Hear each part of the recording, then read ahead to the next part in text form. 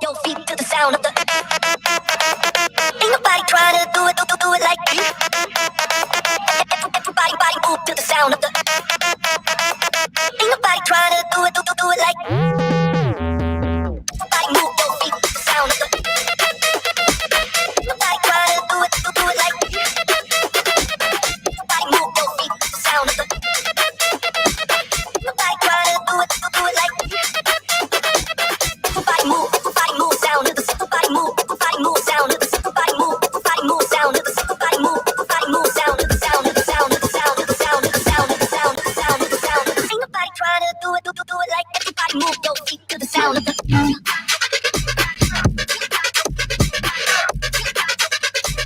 Nobody trying to do it like.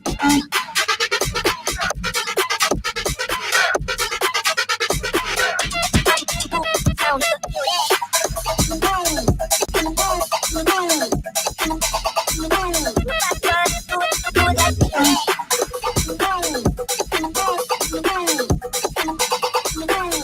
Everybody nip to the sound of the. Everybody move your feet to the sound of the. Nobody trying to do it like. Everybody move your feet to the sound of the. Nobody trying to do it like. Everybody move, everybody move, everybody move, everybody move, everybody move, everybody move, everybody move, everybody move your feet to the. Everybody move, everybody move, everybody move, everybody move, move to the sound of the. Going all out, I'm ready for it. Put up on the gas, got the pedal to the metal. Going all out, I'm ready for it. Nobody trying to do it like. Going all out, I'm ready for it. Put up on the gas. This already sounds like too much party for you, Greg.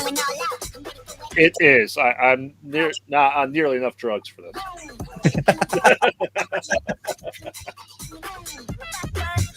Like, this party's going hard. Graveyard must hate this. Accurate. Graveyard came to bring the party, but that party has to do with death, blood, and beardliness. Oh, for sure. Exactly, 100%. If you ever want to find me, I'll be in the corner petting the dog. Petting the dog. Oh my God, that is a reference that no one's going to get until that movie comes out. All right, well, ladies and gentlemen, it is time to start the show. If I get to the right page, there it is.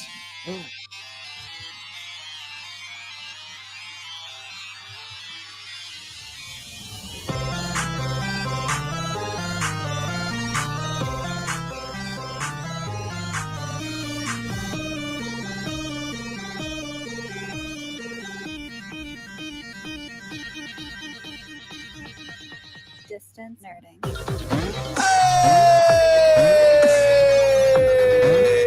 Hey, how's it going, ladies and gentlemen? How are you doing? How's everybody happening today? Ladies and gentlemen, it is Thursday. That means it is time for everyone's favorite happy time. It is time for Graveyard's Titties. Boom. I'm wearing all the merch. Yeah. All of the merch today. Ladies and gentlemen, it is time for the build. I am your boy, Young Phil, and this is my cohort, the beard, the sentient beard that lives on the face of the man with no hair on his entire body. It is the Graveyard. Hey, it's nice. Look at it. It's nice and aligned and trimmed. I know, all fancy for our guests. Did you clean that up? Mm-hmm. Nice. Mm-hmm. Can't tell, but it's cleaned up. Did you see the Graveyard's beard? Twitter is active again. Mm-hmm. So when did your beard wake up again? Because he's been like dormant on Twitter forever. Yeah. You know, it's on sabbatical. It has to feed so often, and it takes a hiatus in the summer, generally because it gets hot. Yeah, for fucking 2 years though, man. They hadn't posted anything since 2023. It's been that long? It's been that long. When I looked at the posts, I was like, holy shit, the last time Graveyard's Beard posted that wasn't, like show related was 2023. And I was like, yeah, I'm going to have to text your beard. And I'm sure your beard was texting me back while you were sleeping. So it does all the sort of weird things when I'm asleep. I don't know. Sometimes there's just blood everywhere in the room. I can't explain it. Your beard is Moon Knight, dude. Like, just that's ridiculous. Well, ladies and gentlemen, this show and everything we do here is brought to you by the good folks over at W. That's right. W is a brand of energy drinks created to help focus concentration reaction time with no jitters or crash. W contains no maltodextrin, no sugars, no fillers, no artificial colors or dyes. Find out more about W at www.w.gg. Use the code NERDING10 and get 10% off your order. Guys, it's delicious. It is definitely a thing you want to do. Head over to w.gg. There's a whole bunch of new flavors that I have not gotten a chance to try yet, but I will be trying soon because I'm going to order a bunch of them. So and send me some in some dime bags. I need energy too, Phil. I need energy too. Yeah. And we treat RW like we treat drugs from Colombia. All right, well, ladies and gentlemen. Well, I think what you make sure do is you go to W and you put. You're drinking it, post it on your Instagram and social media, hashtag W and hashtag bring pickles. Please don't. If they come out with a pickle flavor, I will have to try it and I will hate you. You can chase it down with Malort. It's okay. Oh my God. I gave the Malort back, by the way. was not happy to drink the Malort. I was happy to drink it for Chad. Because it's like when you have Chad the Bird on your show, you've got to drink Malort in celebration, but it's not something that I do willingly. Well, ladies and gentlemen, with all that being said, our guest today is back for the second time. He's an illustrator, an artist, a graphic design artist, and we can successfully say that he is a writer. He is a good writer.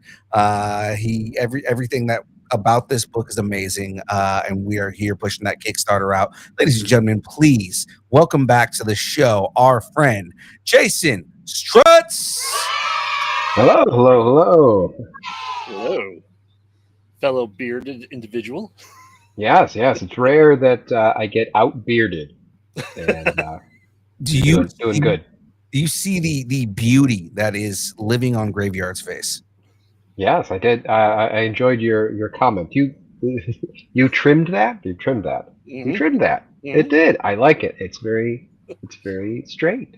I don't think he actually trimmed the beard. He just trimmed the top part that like the chops. So no. Yeah. Mm-hmm. Mm-hmm. Well, I mean, if I have to trim the side of it, it's just because it'll be out to like there without it. I look enough like a mountain man as it is. I imagine that's what Salem's beard looks like. He's just I gotta do the fade up here just to get it to blend in with the rest. What? But meanwhile, I have the long up here, and I keep the beard short. Got something there, but you can eat soup in public, so that's cool. There's that. I can too. I just save some for later. Oh man. Well, welcome back, man. So Kickstarter. Thank you. Yeah. Kickstarter Part 2 is up now. Awesome. How long has that been going on now for you? So started on September 1st. So okay. So we're 3 days in. Yep.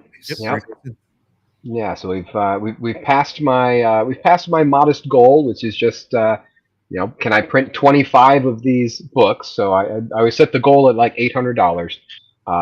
Partly because I don't need that kind of stress in my life, and mostly I just need to know how many books I should be printing for everybody out there.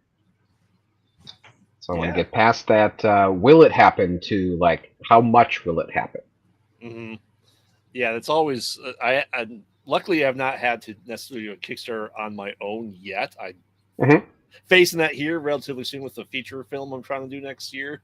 Nice. But but it's awesome that you said you already hit your stretch goal and you're just able to continue to grow. And I love to see that from you. That is, you're just a couple days in and it's just going well for you.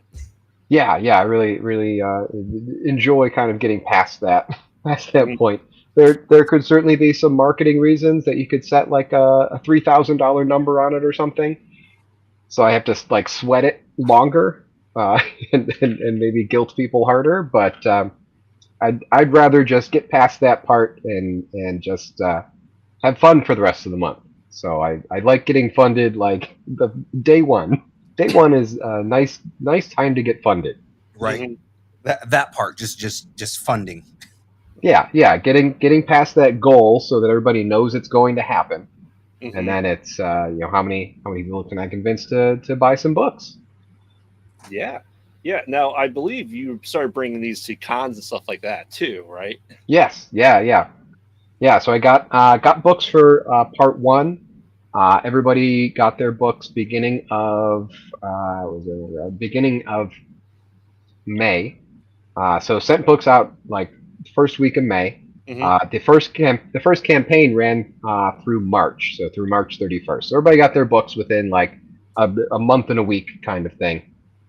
So quick turnaround there, and then once I got books in hand, I was able to start taking around to shops near me and conventions, and went to San Diego for the first time a month and a half ago or so now. So went to San Diego and selling books there.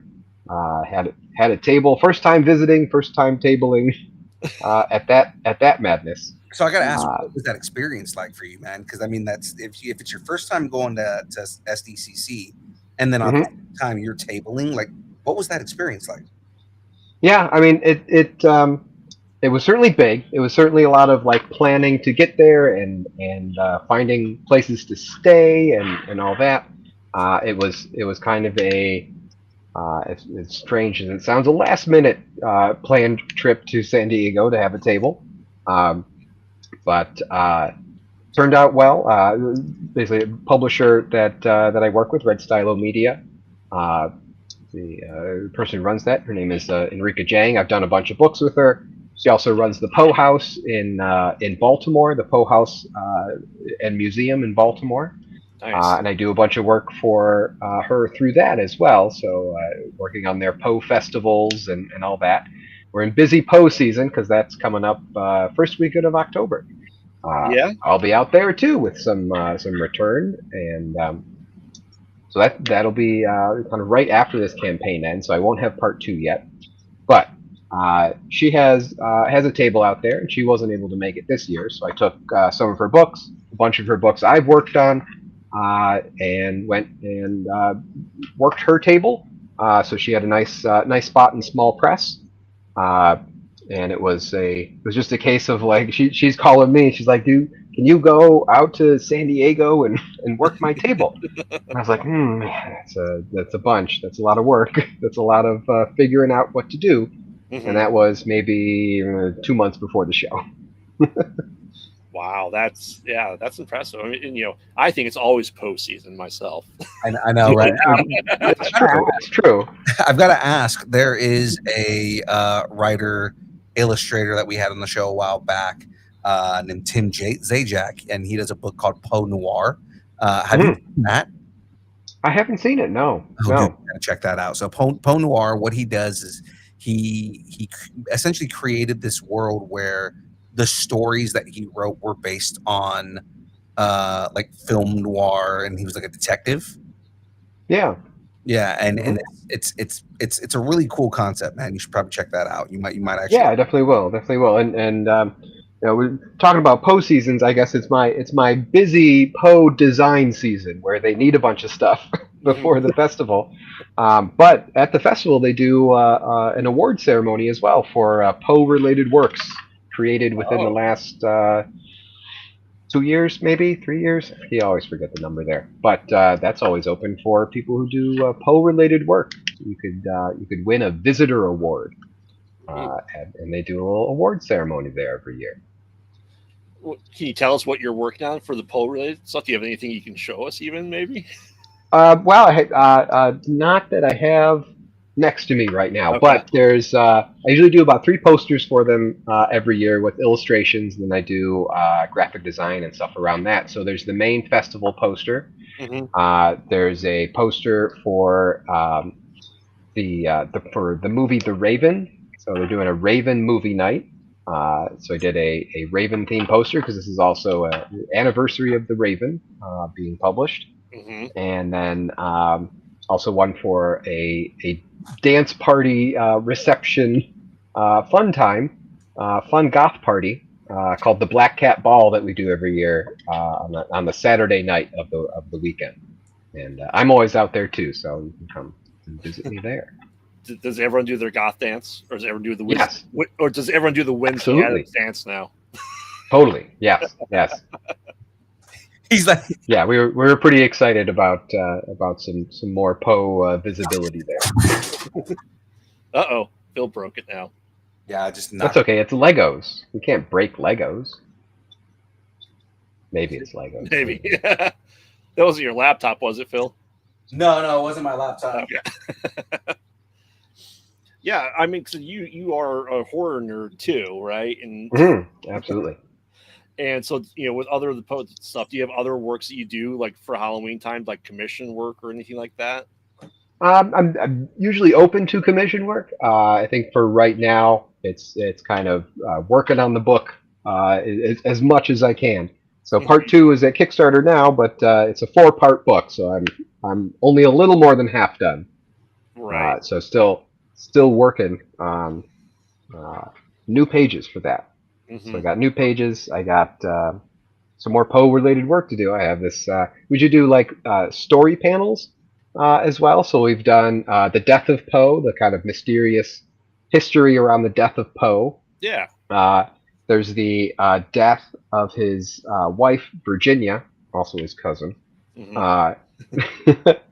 And like her weird death, and then her body. Yeah, her body at one point is just kept under a guy's bed in a box until it gets reburied. What? Yeah. And then we did one about the Poe Revolution last year. Poe, his grandfather was sort of related to Revolutionary War stuff, where Lafayette, the Marquis de Lafayette's involved, and Poe's grandfather's funding things and donating money to get pants sewn because all the soldiers were running out of pants. Strange stories. And then this year we're doing this is the 150th anniversary of the Poe gravesite monument that's up at the moment. Kind of a big imposing thing, but for 15, 20 years, he was kind of buried in the back of this churchyard in a grave that was only marked with the number 80, and nobody knows why it's the number 80. Interesting. And there was a whole story involving that as well, where his cousin ordered a headstone, and then it got destroyed by a train in the gravesite carving yard. A train derailed like right outside and just plowed through this monument. What an excuse not to actually have bought one. It's yeah. So then it stayed unmarked for a while after that until people started shaming the city of Baltimore and raising pennies to buy a new monument. As they should. Yeah. Shame the city of Baltimore for things like that. Yeah. honor the history there. So then he eventually is reburied and. Yeah. Wow. And Walt Whitman goes to his second funeral. Yeah. Wow. We can't pass up that Phil is very confused by the idea of people not having a body buried in a box underneath their bed. I thought that was normal. That's normal, right? It's normal. Yeah. Phil, you're the weird one, okay? Yeah, get some bones under your bed. What are you doing? It's okay. So it's not that people buried under the bed is the thing that's weird. It's that his wife was under some random person's bed. Yeah. I mean, at that point, you're just bones. Like, it's not weird. That's where my reaction is. What the fuck? Like, who randomly just takes the bones? Like, you've never been to the Bone Box Key Party? No. Yeah, you're just trading boxes of bones. Exactly. You know what? That makes sense. Mm-hmm. We do these like story panels. We turn them into banners and things like that. And and it was a fun time last year. We did some got a like mannequins and actual recreations of period costuming. So I got to meet a guy who was doing a lot of very specific tailoring, like ordering fabric from England because it has to be right. Wow. Sort of fabric. And yeah, I got to hang out with Virginia Poe, the daughter of, or sorry, not Virginia Poe. Got to hang out with Virginia Price, the daughter of Vincent Price. Ah, Yeah, I Talked actually with met her. her. I met her in February at Acronomicon, and she was a blast. Yeah, she's great. She was very fun to meet, and I got to be her bodyguard as we walked around Baltimore. Put that in your resume, jeez. I mean, Yeah. that's impressive. Vincent. So yeah, it's kind of it's a busy time of year for me. So I don't take on too much more work. I have done like whole Inktober months in the past, but usually only if I don't have like something else to do. And then getting me through that month is also like I make card sets out of them, so like 4x5 card sets of all 31 pieces, and then sell them at my table. So that helps with the motivation. And you can maybe make money off the whole thing too. Right. I mean, So I've done that like 3 times, but yeah, usually only when I don't have other stuff that people are waiting on me for, or I'm waiting on me for. Right. I can see your work and your background lend to like tarot card sets as well. Oh yeah. Very very interested in doing it. Yeah, I have a friend, a friend who's an editor, RPG editor, and I used to work with her at a RPG publishing company that I was doing art direction and illustration for, and she was the project manager and editor there, and that job ended, but we've been doing freelancer meetings every week since then. Of like, hey, we like each other. Let's meet every Monday and talk about what the heck we're doing. Mm-hmm. That's good though. It's good to stay busy. You know, as you said, you're focusing on your book right now, and your books 3 and 4 are maybe next year is the goal. Yeah. So right now, my sort of tentative schedule is running this Kickstarter in September. Then we're back to the webcomic until March, and do a Part 3 Kickstarter in March, and then a Part 4 Kickstarter in July. And then, fingers crossed, a big book collection Kickstarter next October. Wow. So that's the hopeful plan right now. And I kind of make that decision, maybe last couple of weeks of this month, and see how far along I am. I was able to launch Part 2 kind of right after Part 1 Kickstarter. This week, this one run up was a little bit tighter. I ended up with going to San Diego. That was a lot of prep and time there. So I have I need to build up my backlog this month, while I'm also running Kickstarters and doing all of my other October things. Yeah. Now, do you have any other cons you're planning going to the rest of the year? A couple small ones. I have a college con. It's a place called Laker Con at a college here in Grand Rapids. So that'll be a small one. Yeah, for the most part, I don't think any more big ones this year. I was bigged out after San Diego. Yeah, you should. I think you do really well. If I think Acronomicon is planned for February of next year. Yeah, I know the guy that runs it. Okay. Yeah. So yeah, if you want, I can definitely reach out and see what he has open. And said I enjoyed it when I went there earlier this year, and it's a good horror con. Yeah. I think that would be cool. I haven't done. Is that one specifically horror? Yeah. Is that Astronomicon? You said? Acronomicon. Acronomicon. Okay. I've done an Astronomicon, not an Acronomicon. Yeah, it's in Akron, Ohio, which if you're in Grand Rapids, not that far away. Yeah, that's not bad. So think Akron, but the Necronomicon. Yeah. But yeah, I mean, Yeah, that'd be cool. That'd be fun. I haven't done any specific horror ones yet, which is definitely a blind spot. I keep missing deadlines or not finding out about them till later. But yeah, I'd love to do it. I'd love to do a real horror show. Oh yeah. Chicago has Days of the Dead 3 times a year. Yeah. Sometime. I think we're trying to get a table or pulling funds together to get a table for this year in November. But good, there's always maybe like 5 or 6 comic book creators at every con I go to, regardless of the genre, but they're always there. Yeah, that would be great. That's a good room to be in if I can be one of 5 comic creators there instead of one of 500 comic creators there. Yeah. It's a different experience. If you're starting your con experience with San Diego, it's a different monster, man. It's Because the next show you go to, you're like, oh, this is not like Comic-Con. Okay. Yeah, no, I've done a ton more Comic Cons. Okay. That was my first San Diego one. Okay. Okay. So, but I have I've been to New York before as a not a guest, but a person who bought a ticket.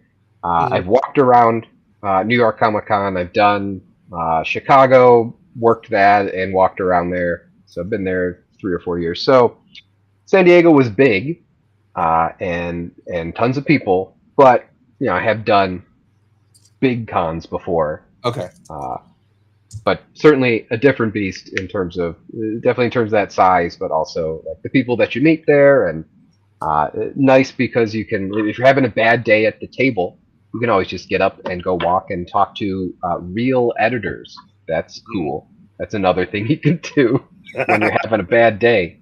It's kind of a weird rhythm because it's like a 4.5-day show, and preview night was good, but I had also been up for about 23 hours by the end of that day on all the planes.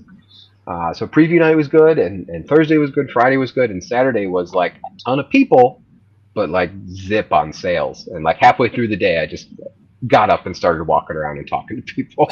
I was like, I need to go do something else useful with my time here. I was doing tons of pitching, but not a lot of closing, and that was getting to me. But it's nice because that all the real people are there, all the publishers are there. So made some good contacts and gone to some parties. It was a good time. Nice. A good time.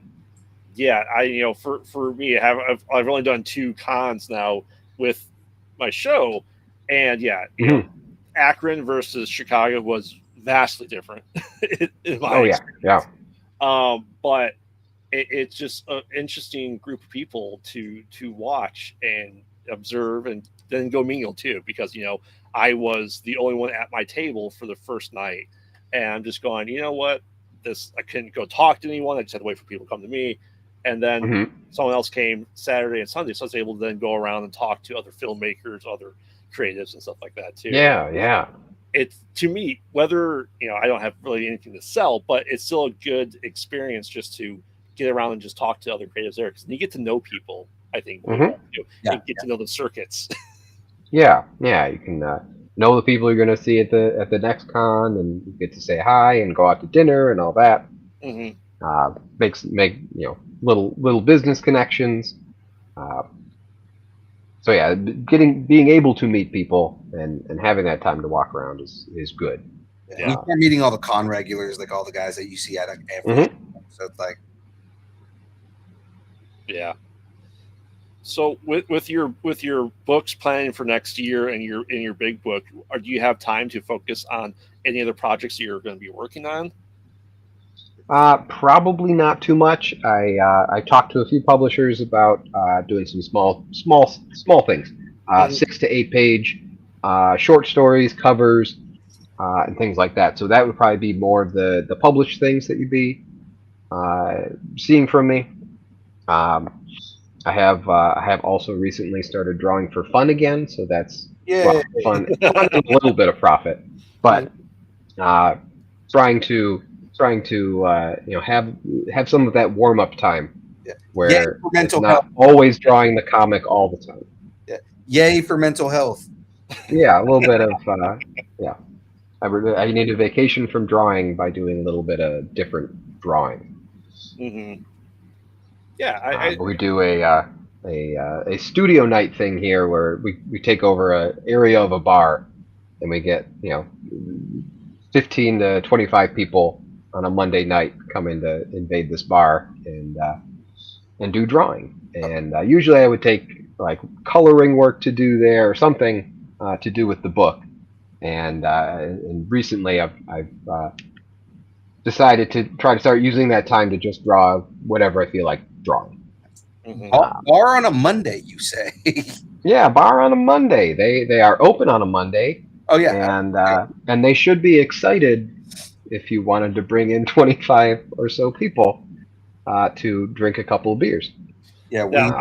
I'm being extremely jealous, but if you say the bar's founders, It is not Founders. Okay. It is not Founders. They have some Founders stuff there. Okay. Yeah, a place called Seven Monks, and this Seven Monks place has, I don't know, 35 some beers on tap, and it changes weekly. They like feature a different brewery every month, but like they just get a keg in of whatever this weird thing is. So variety is there, and I like that variety. Awesome. We had done it previously at a bar closer to Founders, but not Founders. Mm-hmm. But it was kind of it was the same beers every week. They like made their own beer, but it was still the same 5 or 6 beers to choose from. Right. And that got a little boring after a while. No seasonal beers? What the fuck? Not a lot of seasonal beer. Yeah. They close, so I can't be. I can be grumpy about them. Yeah, most breweries are starting to close. So. Oh, come on. That aren't the big ones. Can happen. Yeah. They had a bit of a rough time. It was they went through COVID and then they had a fire in their kitchen and all that stuff. So, and they for some reason weren't excited about us coming back after COVID. So then me and my friend, we just went around to different bars in the area trying to find the coolest place with the best little area that we could commandeer. Yeah, I mean, my wife's done a couple of the wine and painting stuff. I've never done it because I would just drink too much and not be able to paint anything. That's my excuse. You get all your painting done in the first hour or so. It'd be interesting progression to see how your artwork goes from 1 beer to 2 beers to 3 beers. Mm-hmm. It can be. But we get all sorts of different people to come out to that. Writers and programmers and artists. People making things is what we want. Mm-hmm. So sometimes we get people knitting, and they seem to be able to do it no matter how many drinks they have. It's impressive. Yeah. No, but that's good. We were able to read your copies and books that you sent over to us, and I am just absolutely digging the story tremendously. Thank you. Yeah. The so part 2 is a 40 page book. Part 1 was 43. So part 2's a 40-page book. Picks up right where part 1 left off. Right. And the whole story is a 4-part graphic novel. It's all written. It's all planned out, sketched out. All the pages are sketched. All the lettering is kind of done, other than my editing changes that I do when I go back and finish pages. Mm-hmm. But most of the lettering is done. So right now I'm just going through and doing all the final ink and color art on that. So it helps keep the schedule because most things are planned. But the whole story is planned, and I know how it ends. And it ends definitively. No sequels exist. But it's a real whole book. But part 2 picks up right after part 1, Mm-hmm. and Vale has been returned to her body by her family. She was fighting an army of the dead in the beginning of part 1. Unfortunately, dead herself by about page 13 of that one. Mm-hmm. Spent some time as a bad zombie lady until her family finds her, ties her to a chair, and helps her ghost re-inhabit her zombie body. Right. I We're not- remember the yeah, conversation we had the first time around was just how surprised I was that she got killed off so early, and then the way that that story picks up and the way she, kind of has this possession. And I love that the ghost was like a sketch character. I remember you telling us the story how that came about. yeah. Yeah, it's my one of my nerdy comic things. So the ghost of the main character is kind of represented by a stick figure, kind of what you would put on every thumbnail page that you draw. So I was trying to figure it out for the longest time, and then was looking at those sketch pages and was thinking about like what is the most basic aspect of a comic character, and it's that skeleton that you draw first Right. in your thumbnails. Like that's the cleanest representation, the earliest representation of that character. So it's how her soul came to look like that. Yeah. And now that they've been reunited, she's been reunited with her family as well as reunited with her own body, at least for a little bit. And now they have to escape their hometown that's being overrun by zombies with a purpose. There's a big bad and a floating castle that we haven't really dealt with a whole lot yet. But they have to escape. She wants to get them out of the situation. She wants to get herself out of the situation, and perhaps mistakenly thinks that you could perhaps just survive like this for who knows how long. And that's the setup for a whole different like sitcom version of this, where it's just a normal family. They move to suburban Chicago, and just trying to hide that mom's a zombie. Yeah, of course. A whole different story, whole different direction. Hollywood, you can call me on that one. We can everything. Like, it would be suburban Chicago. That makes so much sense. Why does that make so much sense? Because I'm a suburb of Chicago. Exactly. Okay. Perfect. Would you notice if the family next door, maybe if the mom was a zombie? Maybe. Perhaps a mombie. A mombie. Yeah. Mombie, that's the villain from Return to Oz. That's true. Yes. That's been my joke name for the book. That's been my joke name for a while. I can just call it Mombie, but it really undersells the drama if you call a book Mombie. No one's going to take it seriously. True. Okay. That would be a fun story. That is a fantastic pull. And with your stick figures, I'm always thinking that while I was rereading it, I'm just going, it'd be really fun if you just took people's Instagram pictures and just drew the stick figures behind them and floating above them and just put it back for your. Yeah, that'd be fun. Yeah. I can do that. I can offer that as a service. Exactly. You could get a frame, a social media frame, where you can have your own little soul sticking up behind you, your little soul balloon. Yeah. Almost just create an app for it so someone can take a picture with it and it'll just pop up on their Instagram. Yeah. So yeah, now that they're all reunited, they all have to escape where they are. Their hometown, big kind of medieval settlement castle type place, and they have to get out. They escape with your typical zombie setup of like, oh, this group of survivors has to somehow figure out how to get through this. So they're escaping, and they pick up these other people with them, who they can't tell that one of them is a zombie, but is returned to her body. So we get move into more of the family stuff, but also that kind of paranoia of you're traveling with this group, and you can't tell them what's going on. But as book 2 goes on, it becomes more and more obvious that something is wrong, something is amiss here. One very astute person might be able to figure it out. Maybe. Maybe. Yeah, it's awesome, and and like I said, rereading it since then, and have watched the new Predator, Killer of Killers. I can see Vale fitting in and being taken by a predator. That could be fun. That could be fun. Yeah. Vale versus dude, you got to hit up Disney. See, see if they'll. I can just walk up to them, right, and say like, exactly, Disney, can you buy my character? Hey, Disney, I've got a really good idea. Should because you guys famously are a company that is you guys are tolerant of good ideas.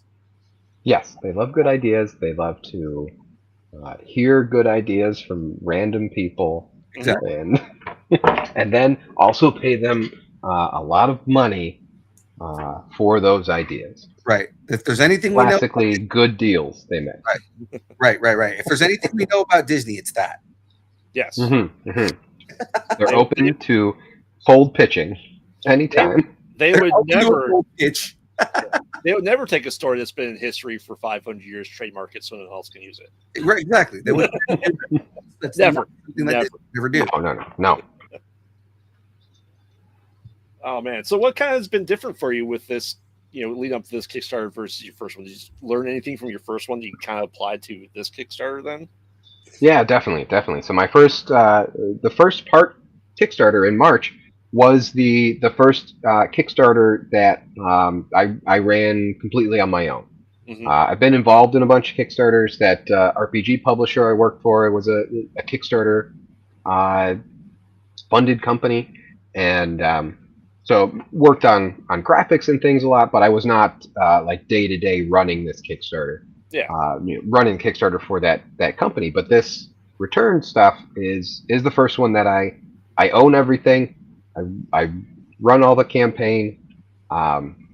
So the first campaign, I did a lot of testing. I had a lot of people read it, a lot of people go through it. I have one of my friends is my Kickstarter mentor. He's been doing Kickstarter for 10 years, and really was the one that convinced me to do like 4 parts leading up to a big book. I initially just wanted to drop a whole big book on Kickstarter cold with no mailing list, no big network, and he I think thankfully talked me out of that, and then talked me into doing 5 Kickstarters instead of just 1.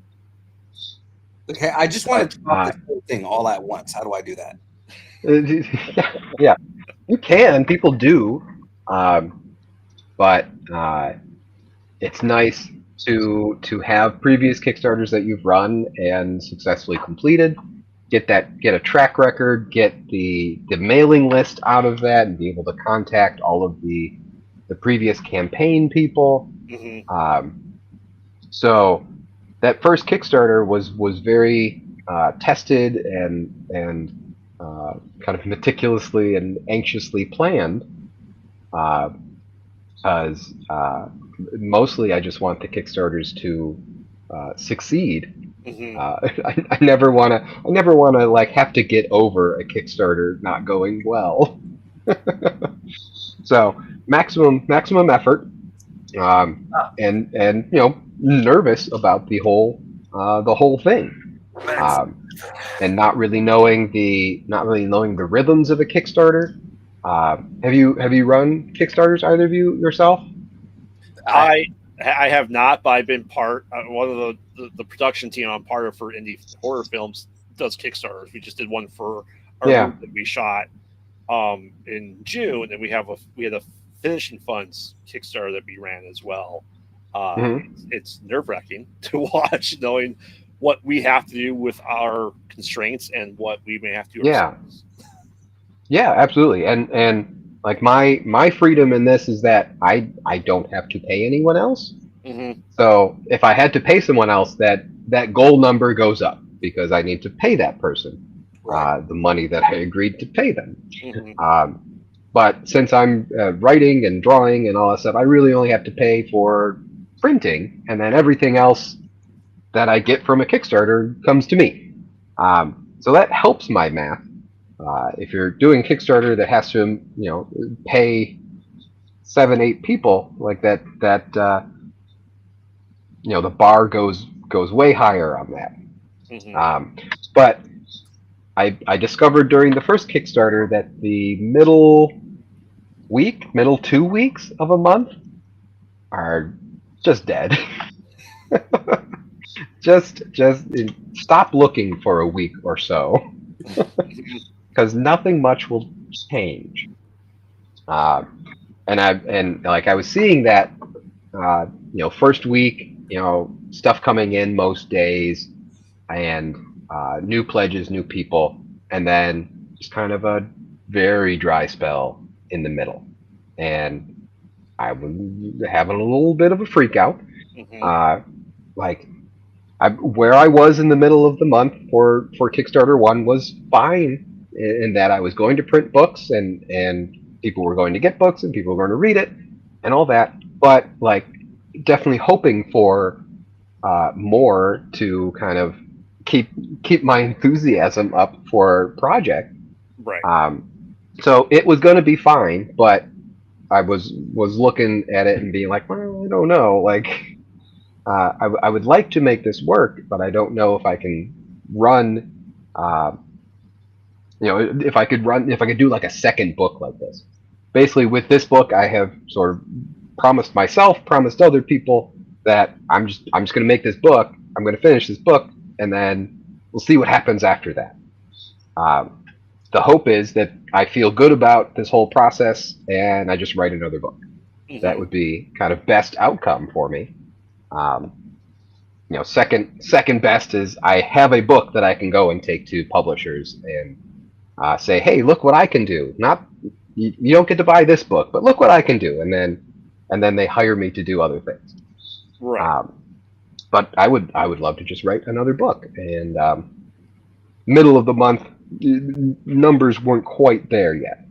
But last few days of the Kickstarter, you get that end of campaign bump, and that really put me in a great place. That I was very happy with for part 1. Cracked 3,000, got to $3,005. With the multiples of things I was selling, it's kind of the minimum getting over 3,000 that was, I think, mathematically possible. But got over 3,000 right at the end.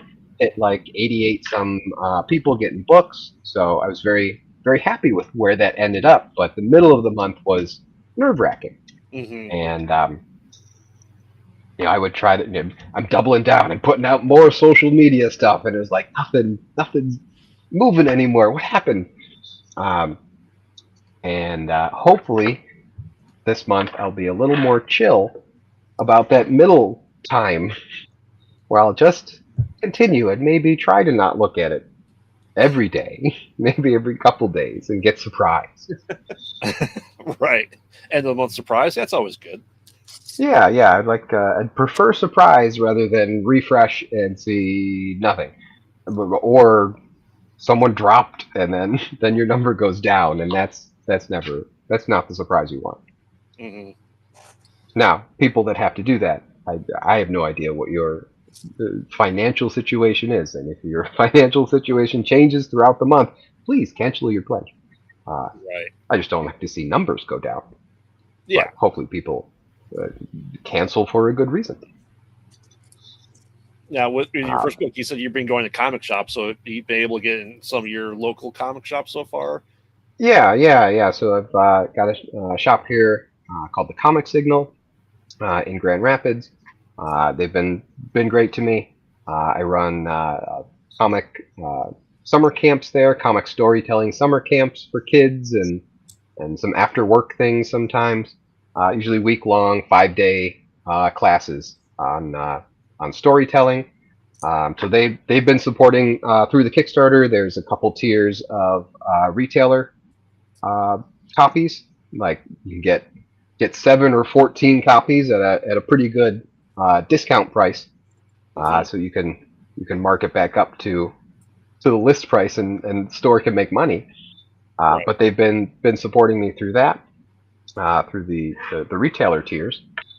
So it's in the Comic Signal, and it's went to a shop in Kalamazoo, Rocket Comics.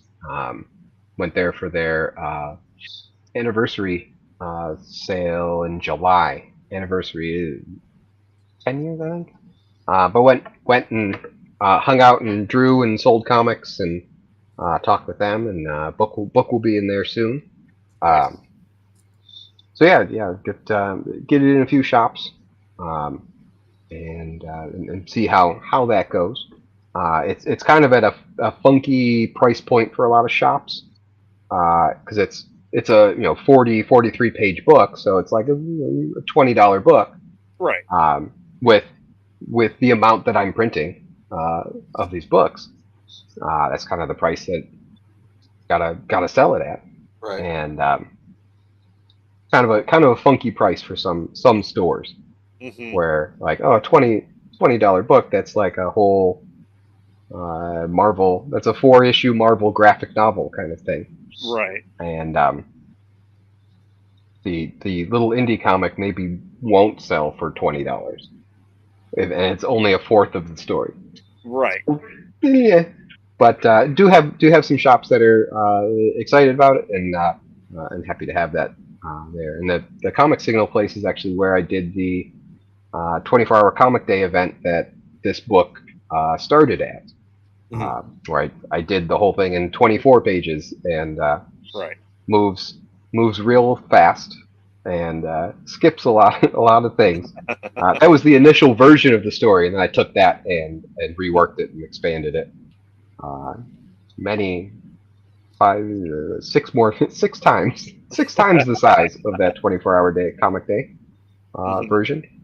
But that was the origin of that. So it has an origin shop too. So they're excited about supporting that. What's interesting about this whole thing, so because you're from Grand Rapids, a friend of the show, Gene Freeman,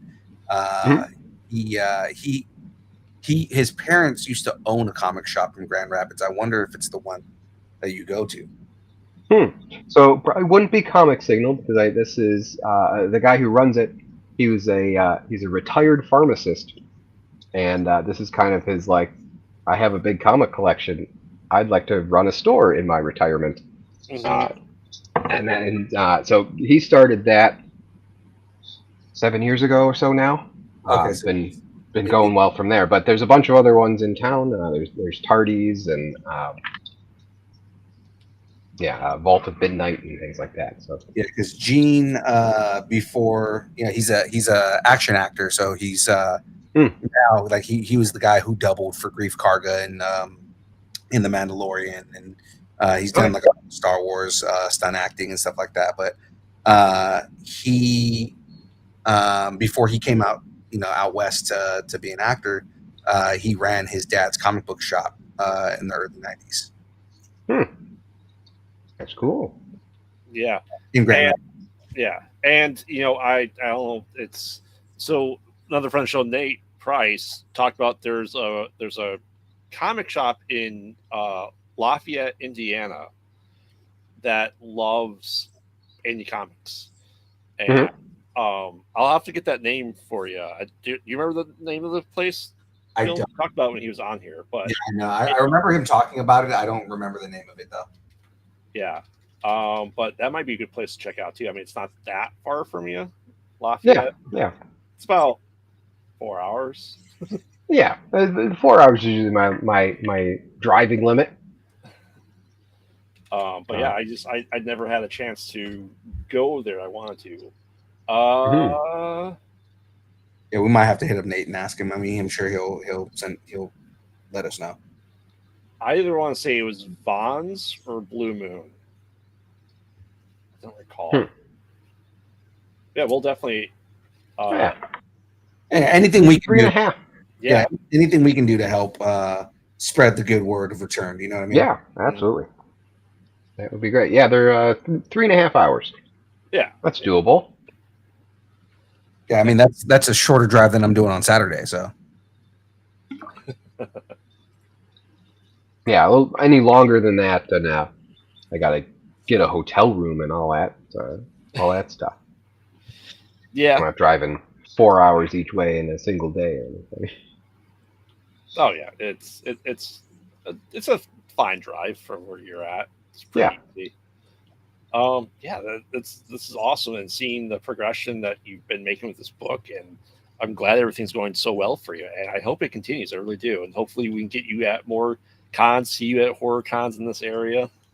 Yeah, that would be spectacular. Love to hear some opportunities there. Some of the horror-y stuff, but I do some more like art fairs around here around Halloween. I try to stuff in as many sort of October events as I can. Always crabby when I only hear about the Halloween event when it's coming soon or it's this weekend or something. It's like when did you ask people to be at this thing? When did you put out a call for artists? When is it? I hate being behind the ball on Halloween stuff. Fun fact: they put that call out when you saw it, and it was like, 3 hours to get people here. Let's do this. Yeah. just come and show up.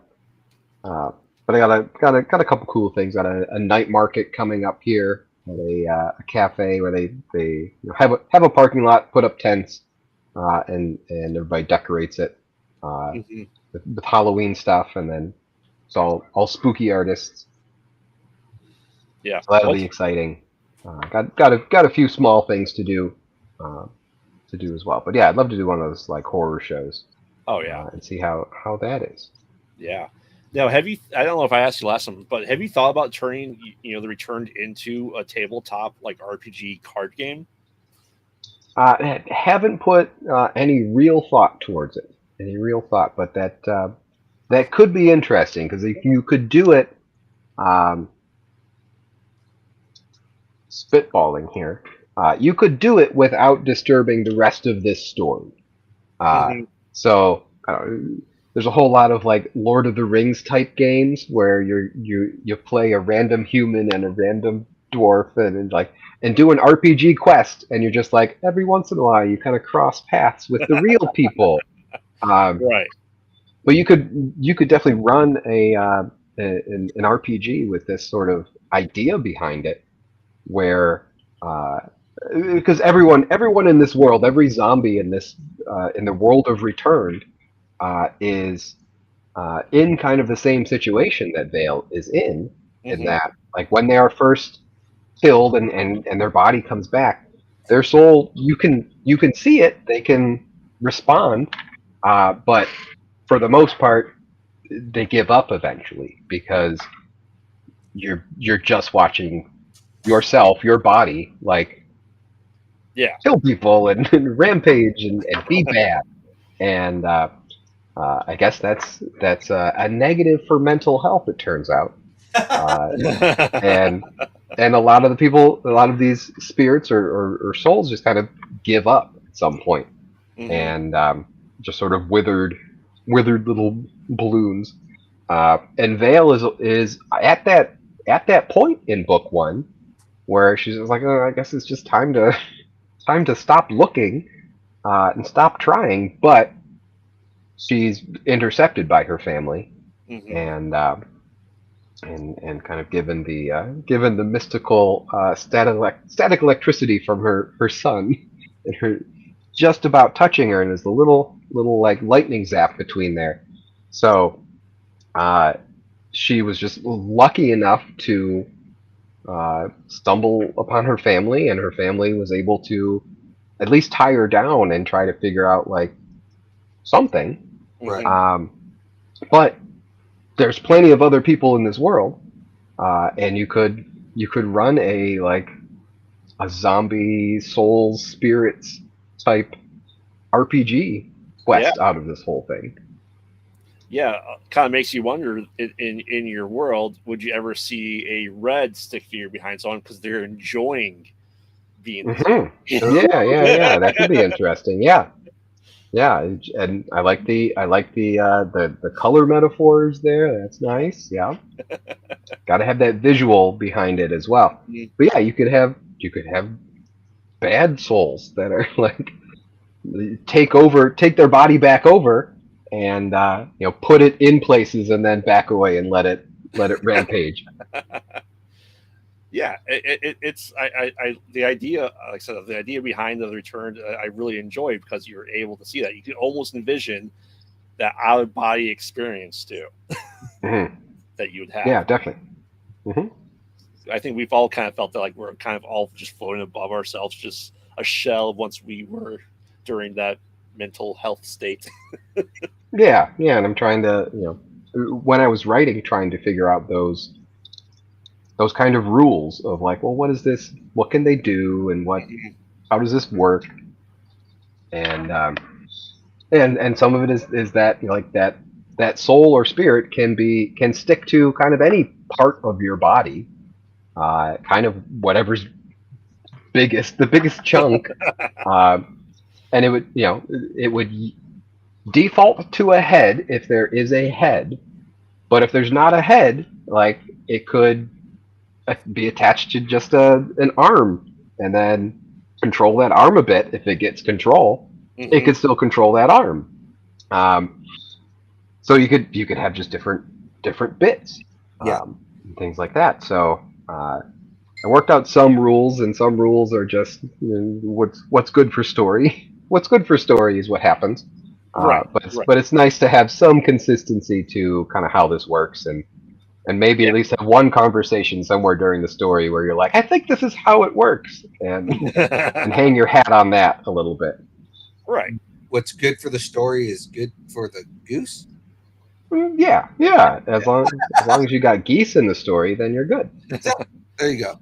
Well, I would say that's almost why you can almost explore the other elements that would be like the RPG part. You can expand that, the different spirits in the RPG world card game of the different types too.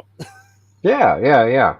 And you could have somebody who works with just that hand. Just that hand is part of it. And you Could can be your yeah, you could be armed with an arm. exactly. You can always go an orange one. Wonder what that means. Now we're gonna turn into horror Green Lanterns. Well, that's already happened. Black Lanterns. But that's true. Some might call all of Green Lantern's lore horror stories. I mean, Depends. it's a horror. Just trying to figure it out is its own challenge. Hey, if it wasn't for Green Lantern, we'd never have gotten the term fridging. So, That's true. It's useful. Unfortunately, someone had to die for this, but now we have a good term. Well, it's the comics. No one ever stays really dead. Has that? I don't read Green Lantern. Has that person come back? Has the woman in the fridge ever come back? No. That would seem like. Is that a smart thing to do or a dumb thing to do? I can't tell. Should we bring this conversation back up, or just kind of forget that this happened? But the thing is that it can happen, like this with the way comics are. Yeah. A writer can just come in one day and say, you know what, I'm bringing this character back, this obscure character that nobody remembers, the Fridge Lady. The Fridge Lady. And this time she'll have a metal leg instead of metal arm. Should be called the Ice Soldier for the Icebox. Yeah, something Mr. Freeze-esque. Exactly. I mean, hell, it's DC, right? Scarecrow could always go after the Green Lantern and implant that vision of her in the fridge back into his memory. Yep. That'd be a good way to mess with him. That would be good. That would be so messed up, but it'd be a good story though. I think so. So Jason, with your work and your horror stuff, do you have like a specific genre that you steer to when you're doing your artwork, or just kind of whatever goes to you at that spur of the moment? So in terms of the artwork, I'm mostly going towards uh, not super gore. There are definitely some gory parts, but I don't do a lot of lingering on that. It's more towards action. Um, but that gore, some gore stuff is in there, but it's a lot of character. It's a lot of drawing expressions and part two, people looking confused and sad sometimes.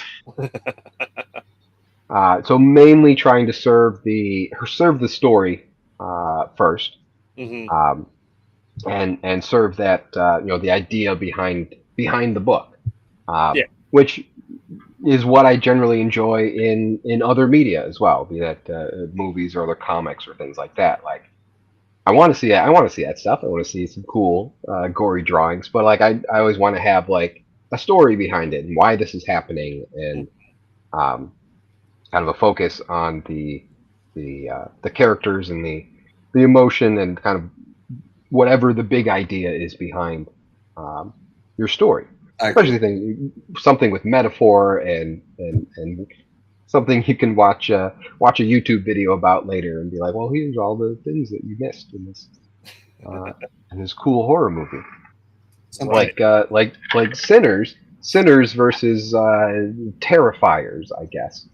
I don't see a lot of like, here's all the hidden messages you missed in Terrifier, but you could watch all the hidden message videos about Sinners. Like I want to watch that stuff that has that action, has that horror stuff, but has a reason for it to exist beyond like, look, it's gooey. So you're saying you're not excited as Blade merging with Khonshu in Marvel Zombies coming out this month? Not sure. I haven't been reading it. Can't say. Not really sure what's the story there. I read a bunch of like the original run of Marvel Zombies. That was fun. Haven't really gone back to it. I think the only thing I remember from that is the Hulk going and eating a whole lot of people as the Hulk, and then trying to change back into Banner and exploding. I think I don't. Too much stuff in your stomach. Yeah, which was a good idea. That's a good Hulk zombie idea. He's such a rage monster that he's just also a glutton. He just eats everything. Yeah, that makes sense. I'm really interested because you have Blade in the trailer for the new Marvel Zombies 4-episode TV show that's coming out, and you go, he's a vampire. Can he get turned into a zombie? No, but I think the whole point is that he can fight zombies. That he could fight zombies. Yeah. So trailers, I haven't seen the trailer for that yet. Yeah, it just came out like 2 days ago. Yeah. Something like that. Like brand new. I've been too busy refreshing the Kickstarter page. It makes you wonder. Like I said, I think they had that debate even in like what we do in the shadows. Is a vampire? Can a vampire get bitten by a werewolf and turn into a werewolf, or does it stay a vampire? Yeah. What's that look like? So there's eternal questions there. Exactly. Questions that will never be answered. That's what I liked about what they did in Underworld is they made it like an eternal battle between werewolves and vampires. Yeah, it's a gang thing. It's the warriors, but one of them sucks blood and the other just eats blood, but with other stuff. Right. Yeah. We're gonna brush over sparkly vampires and all that bullshit. There is the sparkly vampires, but there's werewolves in that too.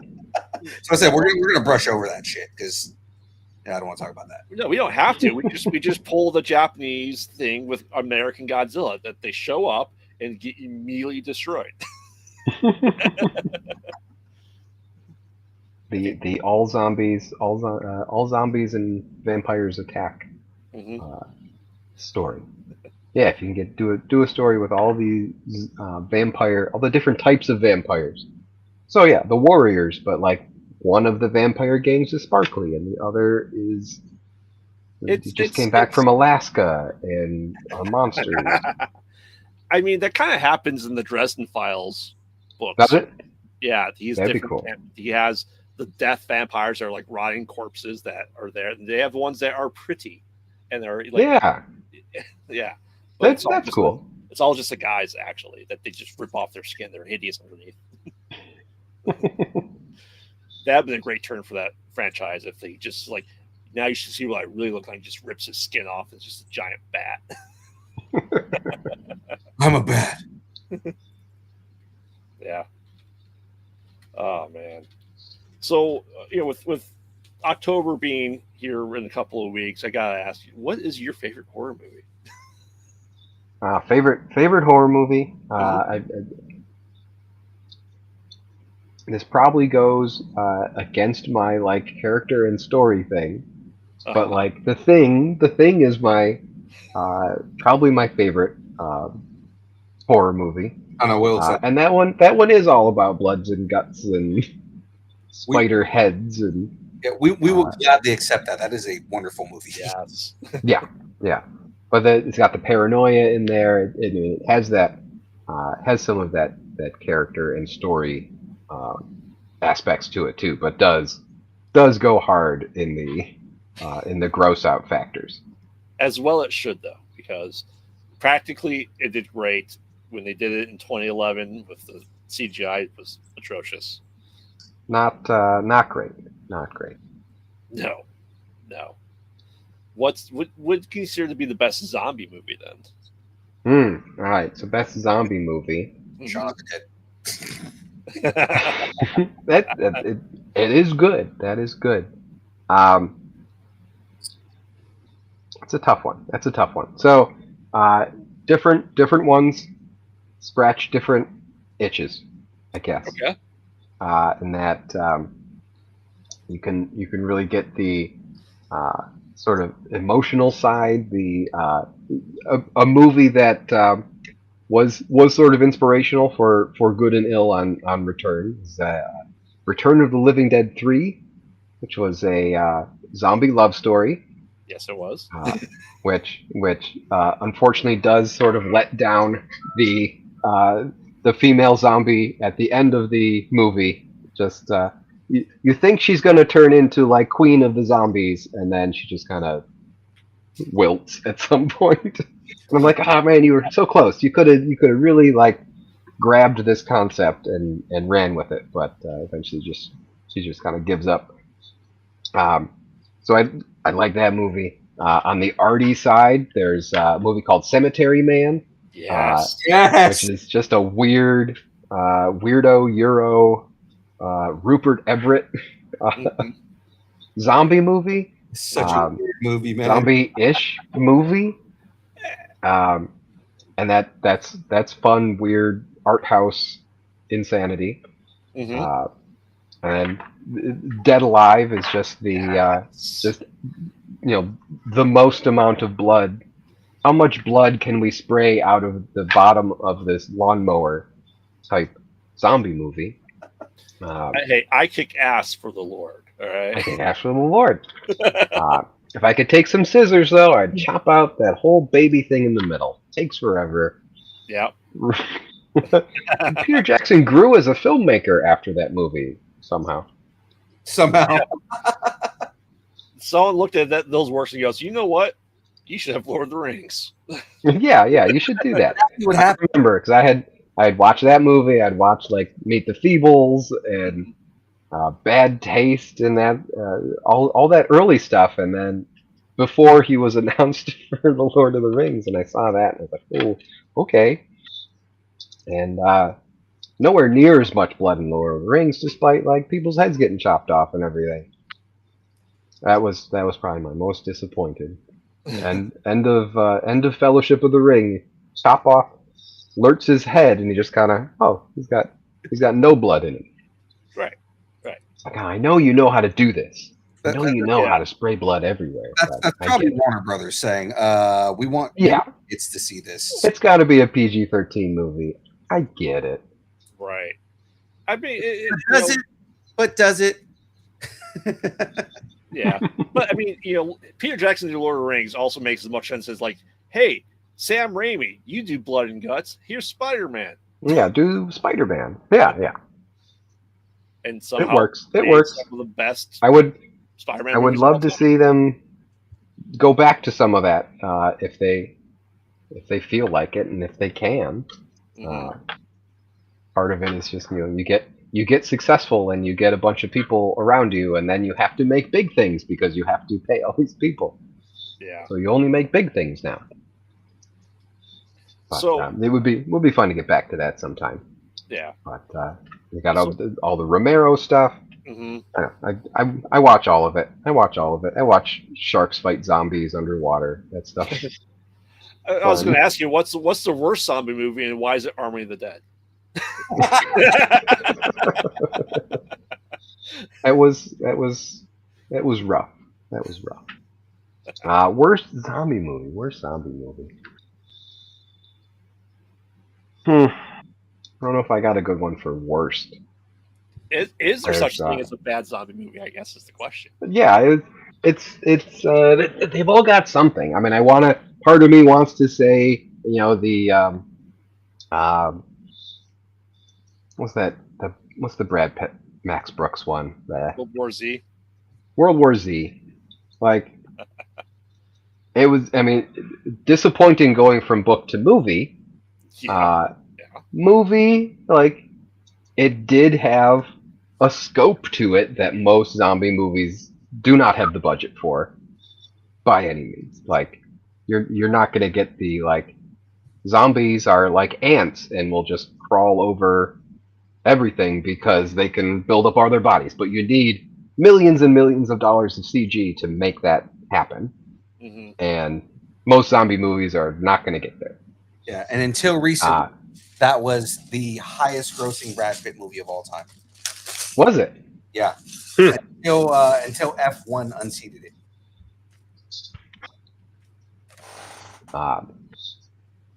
Yeah, I will say I haven't quite gotten through the Romero found footage zombie movie, Diary of the Dead.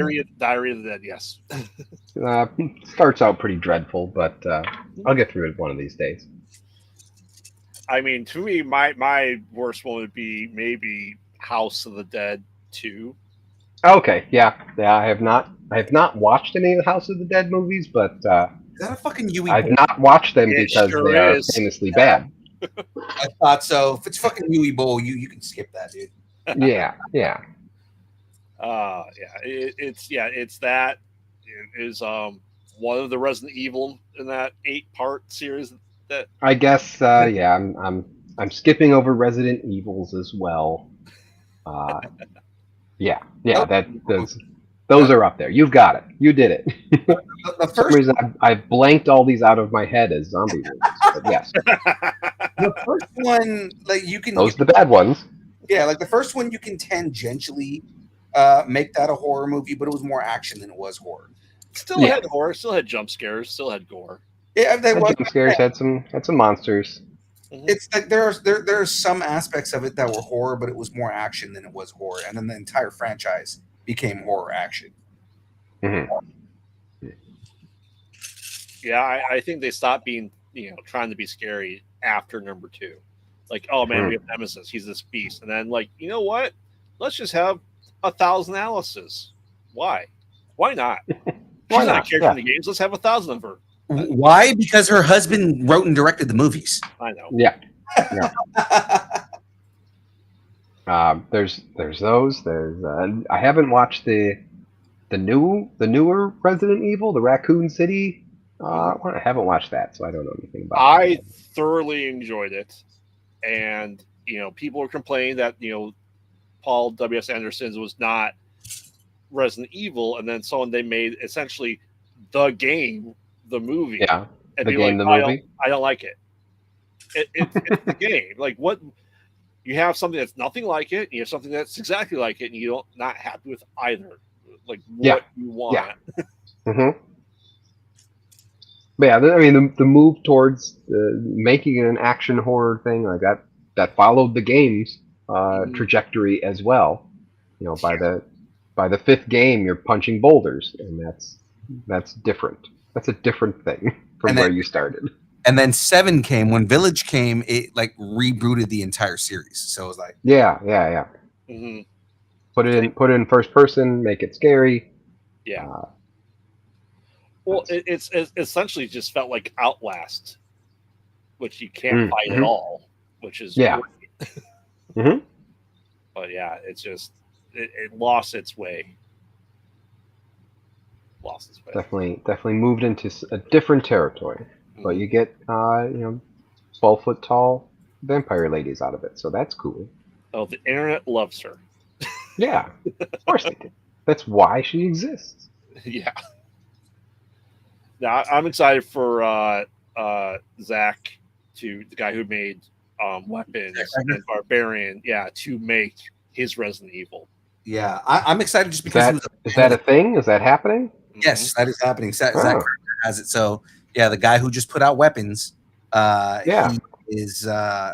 he is the next guy to helm Resident Evil, and he's been talking a couple of the ideas that he has, and I'm all for it. Just like every idea that he has pitched so far as a small pitch idea has been nothing far away from greatness, because it seems like he understands the franchise. The hope is that he's allowed to make the thing that he wants to make.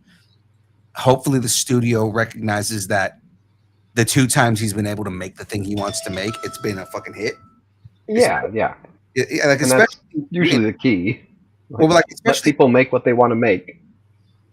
Especially in horror, because you don't always have that in horror, right? Like he made Barbarian, which was a smash hit, and then he made Weapons, which is destroying the box office right now. So like, I haven't been out to see it yet, but I do want to. Yeah, like I think that if they want to make this successful, then let him make the film he wants to make.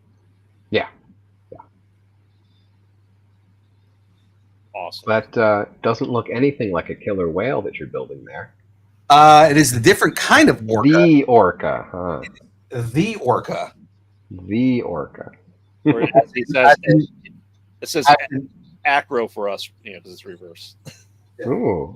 As in the boat that needs to be bigger. Yeah, it should be bigger. That boat's real small. But they didn't need a bigger boat. Actually, Bruce is just gonna eat that one bite. If he shows up that day. Yeah, if he shows up, if he wants to work that day, all that stuff. Exactly. But you gotta sing your song while you're building your boat. Show me the way to go home. I'm tired and I wanna go to bed. Hello, my name's Bruce.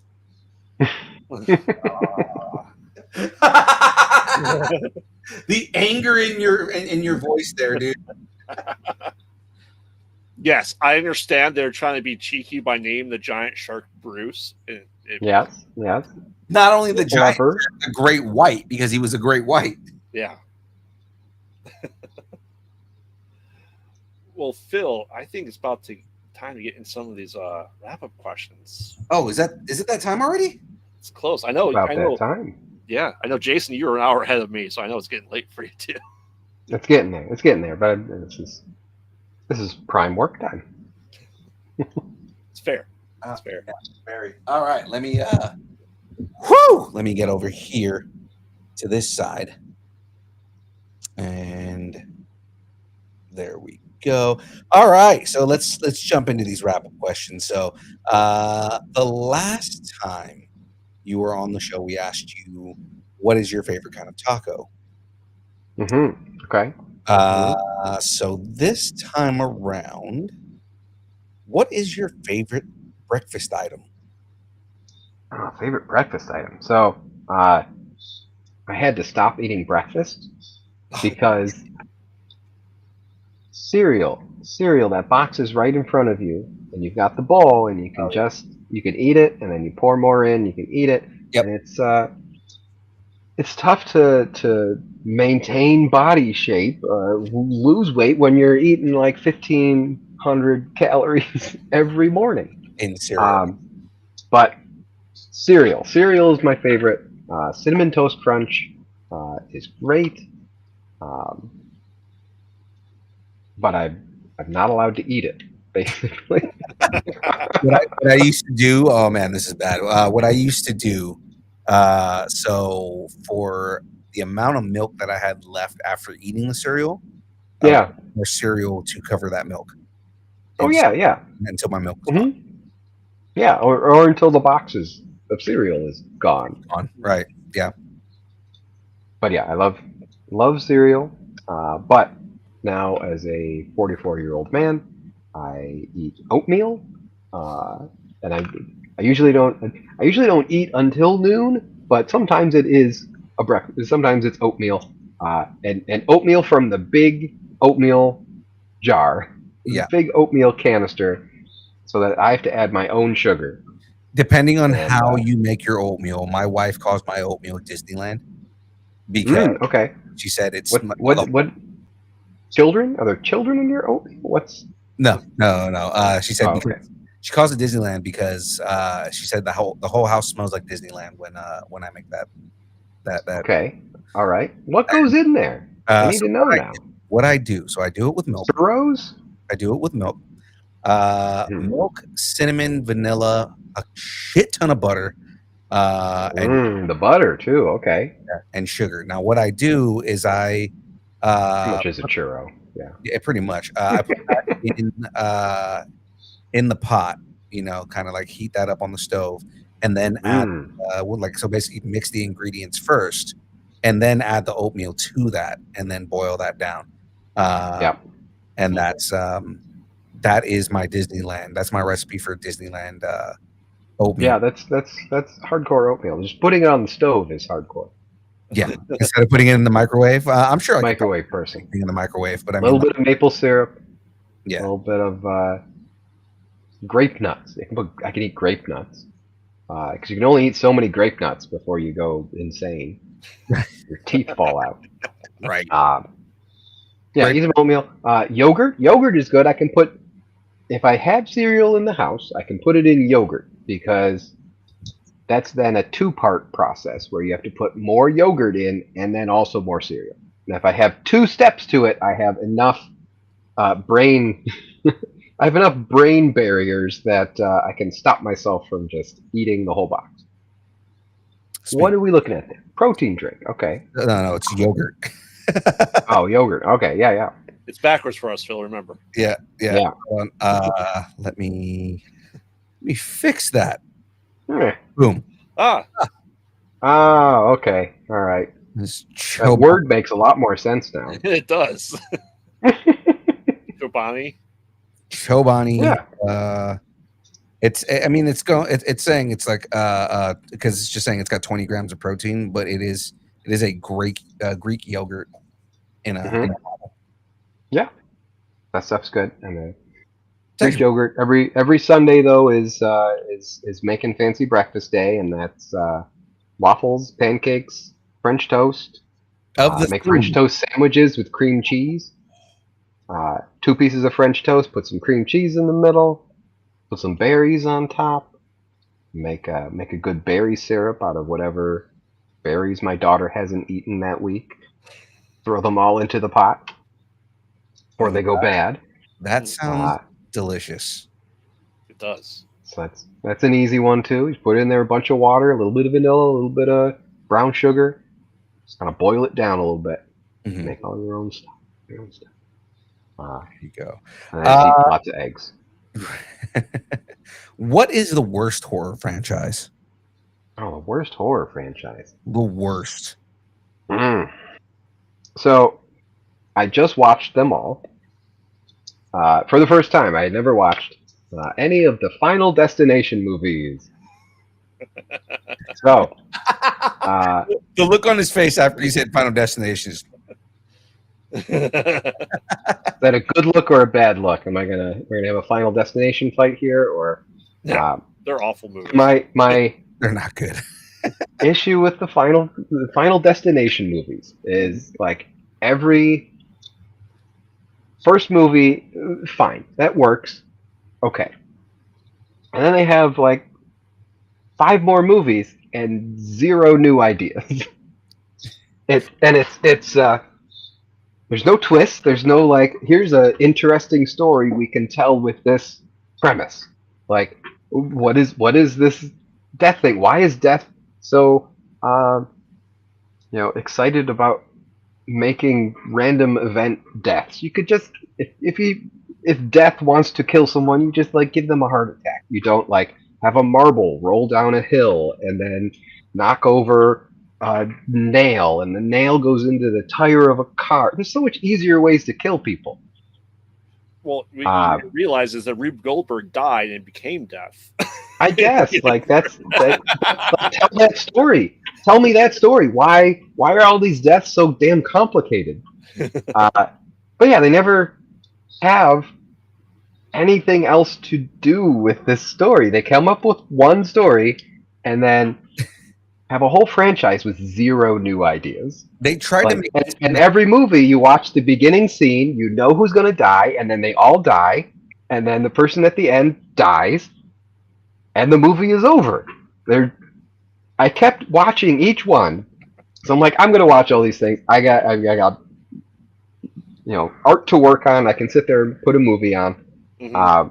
And every one, I'm like, I watched the second one, I'm like, okay, right. The third, like fourth, fifth, and like, there's nothing here. You've come up with zero new ideas. They put out a new one, a year ago or something, right? And like slight twist, but like nothing to write home about.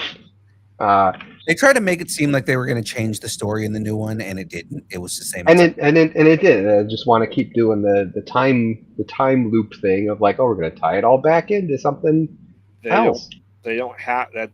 My argument with the last one is why? Why does it have to be the catalyst for the first movie? We've had two movies be the catalyst for the first movie now. Yeah. Stop. I'm this like endless cycle, and so many more people die in these accidents that we don't look at as like people dying all over the place, and we concentrate on 7 idiot teens, and that's it. There's not like a family. There's not a crime ring. There's not like something else.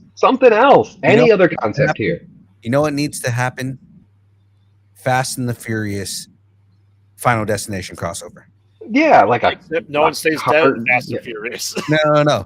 They killed my family. One by one. It was in a car accident, amazingly enough. And then he's gonna like fight death, and The Rock is gonna like punch a submarine again. Yes, and The Rock will win because The Rock can't lose. Right, exactly. In the contract, he can't lose against death. The Rock punches death in the face and wins. And like, I kind of respect that they never put a face on death. Nobody ever shows up and they're like, "Hi, I'm Death." I can kind of appreciate the like universe screwing these people over, but like, have everybody die when they're robbing a bank or something, like just something else. And just always expect some sort of interesting idea there, and just never got a thing. If they Hellraisered one of those movies, what they should do is is at the beginning of the movie, it's like the same as every other Final Destination movie, right? So it's like, oh, everybody dies, and then you find out it's a vision, and then 10 seconds later, explosion, everybody dies. Mm-hmm. And then starts another movie that has nothing to do with Final Destination. That's something. That's an idea. Like, you've done so much more work than. Okay, so in the defense of the Final Destination franchise, that premise is the same for every movie, but so is every Friday the 13th. So is every Nightmare on Elm Street. Well, all right. I might get you. Well, Friday the 13th goes to space. Oh my God! Goes to New York. Went to New York for 5 minutes. Yeah. Wrong. On this spectrum, I would put Final Destination, way on one side. Friday the 13th, it's a lot of the same stuff. Nightmare on Elm Street, you got like the third movie is about superheroes. Like they have special powers. Where's the Final Destination with X-Men Final Destination, where they have superpowers? Well, the Vision Like- is their superpower. Yeah. Yeah. You find That out that could Professor Xavier. have more visions throughout the movie instead of just one vision. Ooh, Like any other any concept here. here we go. But It's either Doom or Kang that's killing these people before they become mutants. all right, yeah, go for it. Do that. That's a thought. Mhm. Thought. Yeah, Nightmare on Elm Street. They try some things. They try some things. They Still did just- try. It's still just kids dying in their dreams in Elm Street, though. Yeah, It is kids dying in their dreams. Yes. they do take some risks in Nightmare on Elm Street that other franchises don't. I mean, I guess Halloween changed stuff with Rob Zombie, but it wasn't stuff that everybody liked. So I mean, Yeah. Halloween, I would put on that spectrum over by yeah. between Friday the 13th and Final Destination. In I mean, terms Friday of the 13th, they activity tried, over a franchise. yeah, Friday the 13th, they tried to do things, but they just didn't explain anything, so it just didn't matter. Like, okay, the whole idea of him becoming a Deadite, okay, that's a cool concept if you follow through, but they didn't. And then now we could do another Final Destination movie, except they're making a Final Destination movie, and everyone dies in the stunt sequence in the beginning of the movie, and you can do a whole meta Final Destination movie about making Final Destination movies, like the New Nightmare, the Mm-hmm. Nightmare on Elm Street, New Nightmare meta movie. Yeah, Like, oh, he's real. He's real in the real world now. I can see that. It's almost So you almost set it like up. urban You're legend. filming this big accident scene, and then everybody dies in the big accident scene, and the director has to like make a movie about killing people and then try not to get people killed. I guess you'd probably shut down a movie after one person gets killed. So to figure out that part of the story here, but Unless it's the Twilight Zone movie, so I that mean, is true. I mean, in Scream 3, when they're making the movie Stab 3, they kept dying. They kept trying to make the movie still mhm. They did, yeah. because greed. They're sticking to reality too much here. Okay, I've got another question for you. We went into this. I love the conversation we went into, but it's so we're returning to our fights, right? Who wins in a fight, Vale or Alloy from Horizon Zero Dawn? Oof, I mean, Vale is mostly a hand-to-hand fighter. Doesn't do a lot of arrow shooting, Mhm. and Aloy's got all sorts of stuff that you can shoot. So if there's some distance here, she could probably drop Vale at 50 yards before she get even close. Now Vale as a zombie, if we talk about the whole zombie thing, you could get technically shot as many times as you want, but there's still mechanical issues there. Like if you take out a knee, you take out a leg, as sort of happens in Returned a bit. There's mechanical difficulties. You could be a zombie, but a zombie who can't move anymore.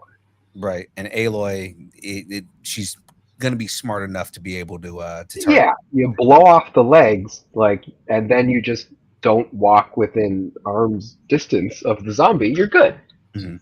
Well, I guess another way to put it is if we drop Vale in Alloy's world, would she survive, and vice versa? Yeah. Would Alloy survive in the Return? Because she's only has so many arrows. Only so many arrows. Yeah, there's few who can really survive at the point that they're at. So I think she would also be in trouble in Returned Land. Coming soon to Universal Studios, Returned Land. Ooh. right next to Nintendo Land. It's full of zombies and family hugs. That makes sense. It tracks. I like it. Yes. So Jason, where can everybody follow you? Where can they learn more about you? Everything that you've got going on. Yeah. Social media is, of course, plug the Kickstarter up and down. Yeah, absolutely. So all the social media is at Strutz Art, STRUTZ, ART. So I always sign up for all the social medias just to get my name on there, so I don't have to give you a whole bunch of different handles. So at Strutz Art, that's Blue Sky and Facebook and Instagram and all that. And the Kickstarter is going on now through September 30th. At that Kickstarter, you can type in "Returned Part 2," or get the links through my social media there, and that will get you to the Kickstarter. And on the Kickstarter, it is Part 2, and you can also get Part 1 through that as well through add-ons. So you can back at the PDF or the book level, and always add on Part 1 so that you can get all the story up to now. So that you can catch up that way, and then be coming back as a webcomic every Tuesday and Thursday until Part 3 is done, and then back on Kickstarter for Part 3. And each Kickstarter will have all the previous issues available to pick up through that, so you can start at any time. But yeah, follow the link that's on screen or in the description in the chat here. That will take you right to the Kickstarter where you can back that. Doing well, get sitting at 30 backers. I'd love to see some get past that 30 number. It'd be awesome. Looking to meet or surpass the Part 1 count of people getting out there. So Nice. Want to get up to it, but super happy with where we are right now. 4 days in, and that would be great. All right. Well, Jason, we appreciate you coming on Yes. and talking. Yeah, always fun. Always fun. Aaron, man, it was a good conversation as always. But bunch of nerds talking horror. It's great. Yeah, yeah. I should do that more often. Wait. He's like, wait a minute, hold on. I've got another. You know what? This is a graveyard. This is another opportunity for the new show. It's very true. Very true. So it's a new show, Jason, I'm working on. It's called Whispers from the Deep. And I talk underrated horror movies with a guest. That's what I'm trying to kick off. Yeah. And I'll send you the link to your Instagram as well if you want to join, and we'll watch a movie together, and then we'll talk about it, and I'll record it and put in clips from the movie as much as I can without getting taken down. Right. Yeah. Yeah. No, absolutely. Absolutely. YouTube show, podcast with absolutely. Yeah. Well, I will. We'll go through my pile of DVDs, and I can find you some obscure, weird stuff. Oh, good, dude. If you can get something that Graveyard has never seen, which is very hard to do, you will get all the brownie points, man. Mm-hmm. Yeah, no, I love to talk that stuff. I got a different podcast to listen to watch the Return to the Living Dead 3 on my request. Nice. So I love to do those little things and listen to all the director commentaries and come in with lots of little facts to talk about. Oh, I love obscure horror movies. I really do. It's just an excuse for me to find ones I haven't seen, quite honestly. Yeah, I've got so we can do a quick test. I got one to preview for you. This was another inspirational movie for Return called iZombie, but not the TV show iZombie and not the comic iZombie. This is a first-person account of turning into a zombie. That's a journalist's thing. So have you seen iZombie? Is it like 2007-ish, I believe? Let's see. I have zero idea right now.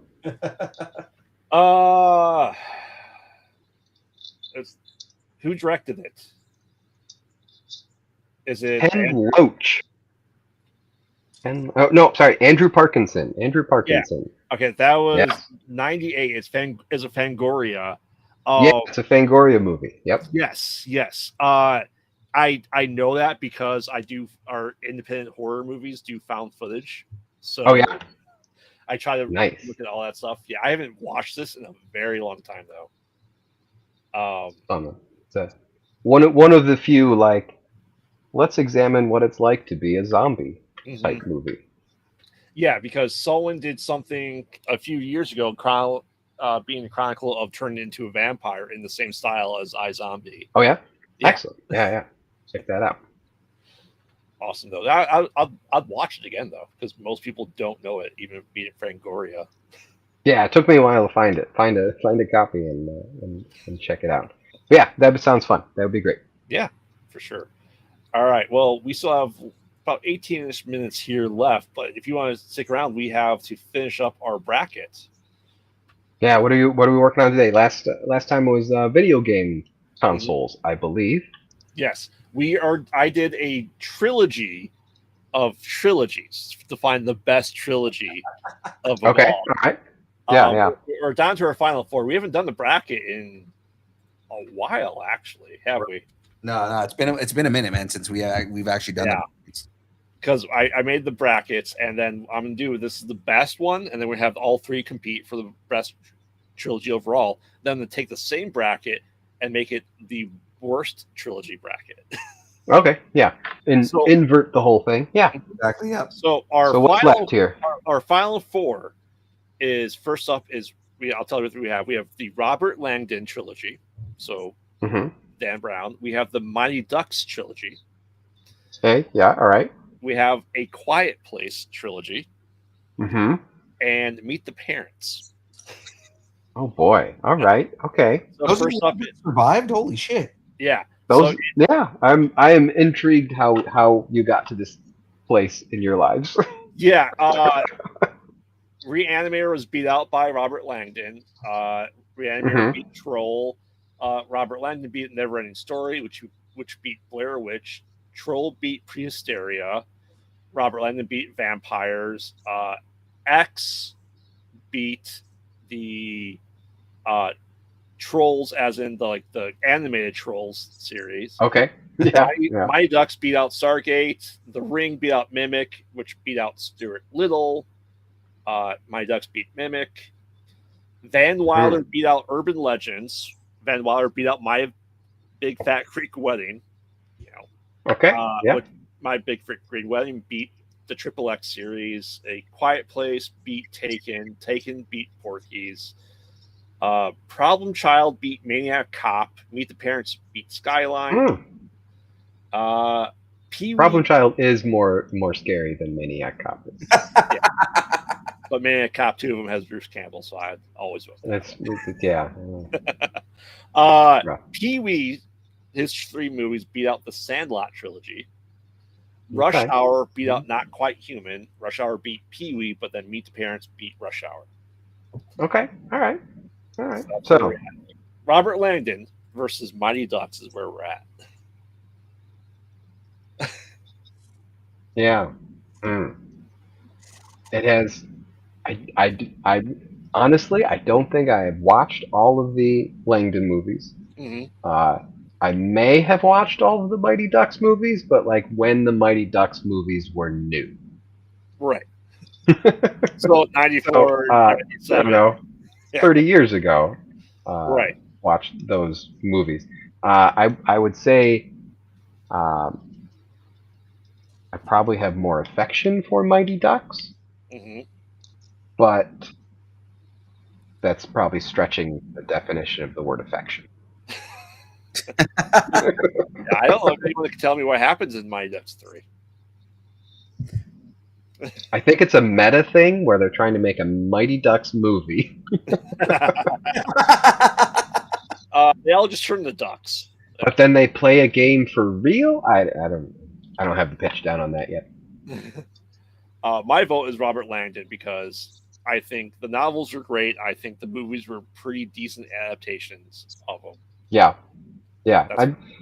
That's quality-wise, I would probably say those are most likely better movies than the Mighty Ducks. I think I'm also going. But the ducks do go quack, quack, quack. And that's important. Yes. Does anyone go quack, quack, quack in the Langdons? The Langdon movies? potentially, God, what's his name? Paul Bettany. Paul Bettany, but potentially Paul Bettany when he was like whipping himself in the back in the first movie. Okay, so with every whip he says quack. I think there was a scene where he like goes and whips, goes quack, quack. Emilio Estevez, quack. That actually is probably fair. Probably did just say Emilio Estevez. Mm-hmm. It's not as easy to get out as quack is in the midst of pain. Exactly. You try saying Emilio Estevez next time you get hurt. I'm afraid to say he might show up. Yeah, if you say it 3 times, he does. Emilio Estevez will show up. Say his name and he appears. I believe in Joe Hendry. Sorry, wrong movie.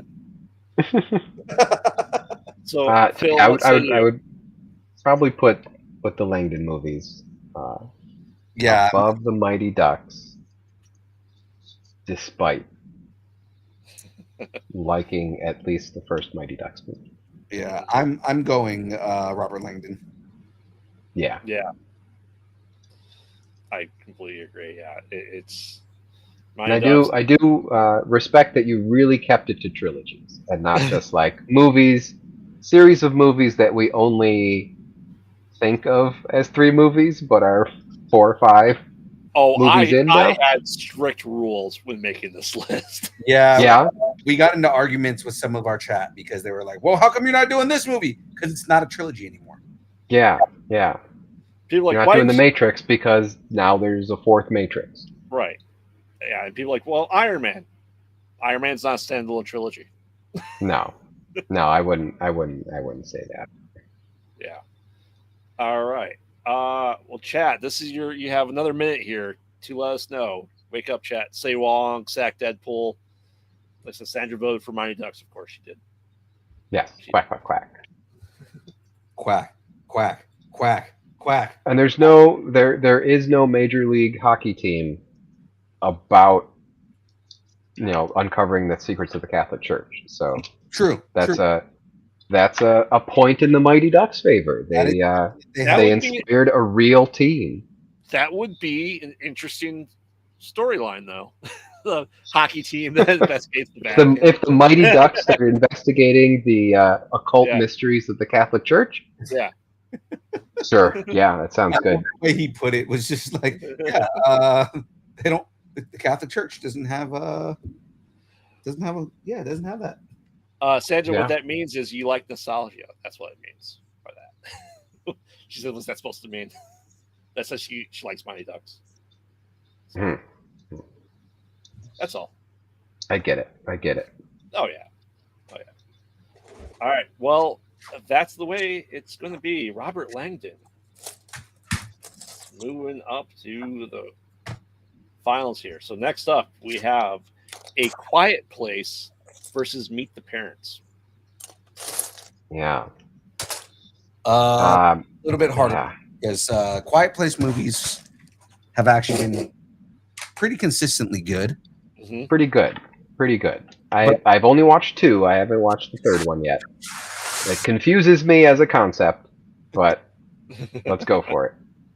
I watched the trailer for that 3rd movie, and I said, wait, they made the movie about animals that can only hunt you by hearing, and they put them in a big city that's full of noise?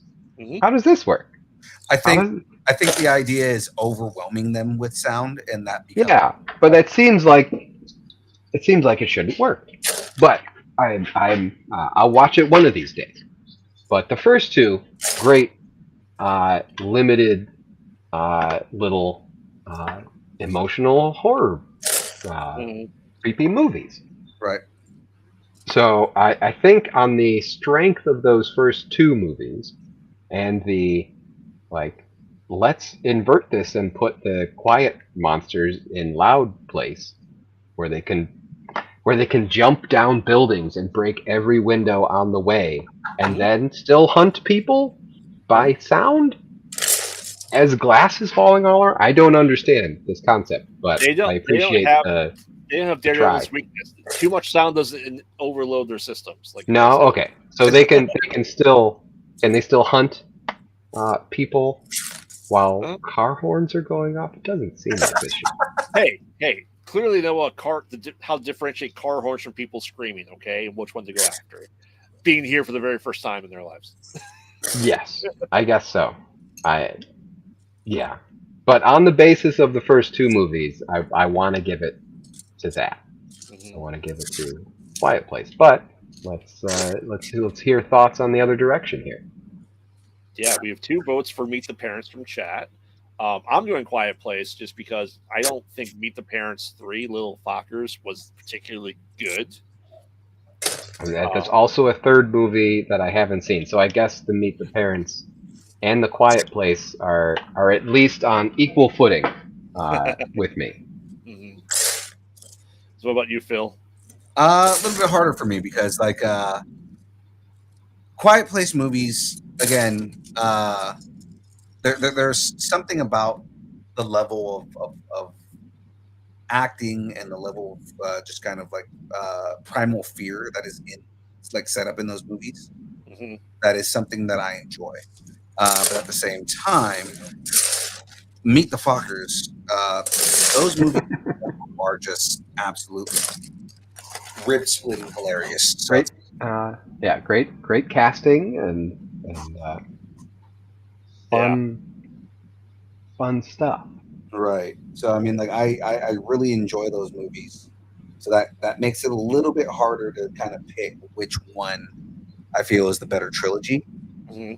And is this purely movie quality? Is this stuff you want to watch again? Whatever your metric is for being the better trilogy for you. Yeah, just whatever gets you to this one's the better one for me. Mm-hmm. Yeah, if we said box office, Quiet Place would win. Right. Sure, but that's not in our control. Correct.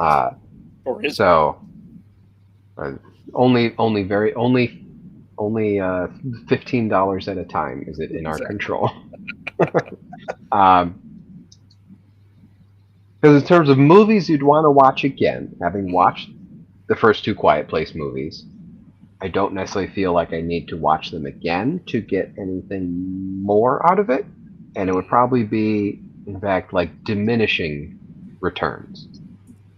Where the Fockers movies, the Meet the Parents stuff, probably things that you could watch each time and it's still funny. And it still works. Even if you know what's going on and you know what's coming. Mm-hmm. But still work on multiple viewings. Right. I agree. Definitely some movies that I could watch over and over again just purely based on the comedy itself. Yeah. That being said, what's your vote, Phil? I think I go Meet the Fockers, man. All right. Yeah. I mean, it's me. I've watched A Quiet Place more than I've watched Meet the Parents. That's just me. Yeah. Mm-hmm. I probably haven't watched Meet the Parents in 15-ish years. Yeah, I mean it's been a long time.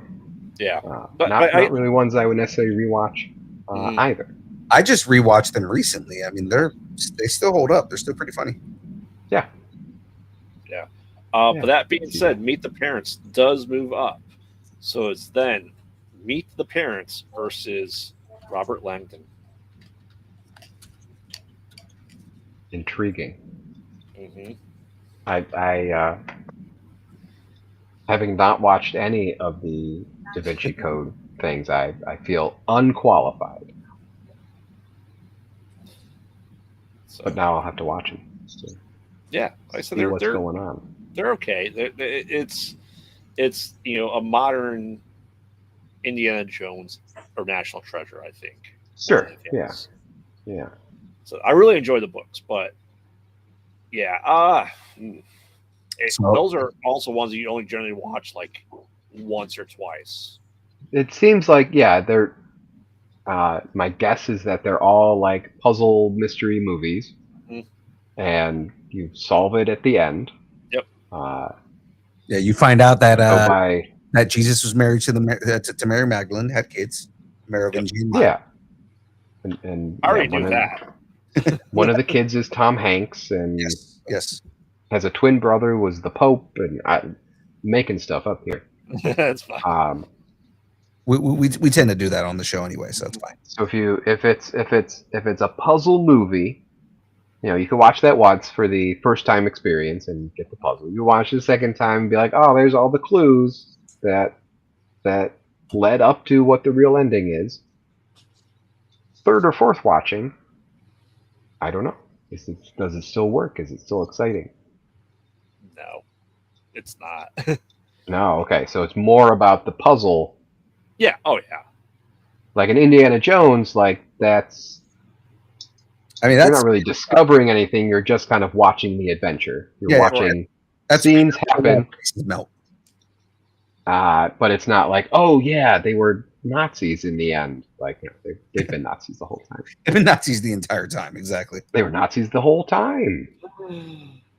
Spoilers. You just didn't know that they were made of different layers of wax.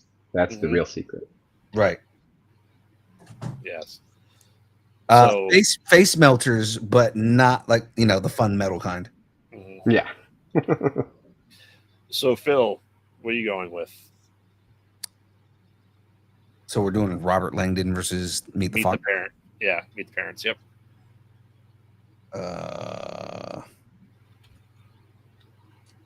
I mean, purely on who the better trilogy is, would be Robert Langdon. Does it? I'm just thinking of criteria here that you guys could talk about as people who have watched all of these movies. Criteria-wise, does it work as a trilogy? So, Meet the Parents, you get all the aspects of this family. So you meet one set of parents, you meet the other set of parents, and then there's kids, I guess. I haven't seen that one. Yeah. And then there's kids. So you get kind of the whole spectrum of this family. Right. So does that hang together as a trilogy better than the Da Vinci Code stuff? Is that telling a 3-part story?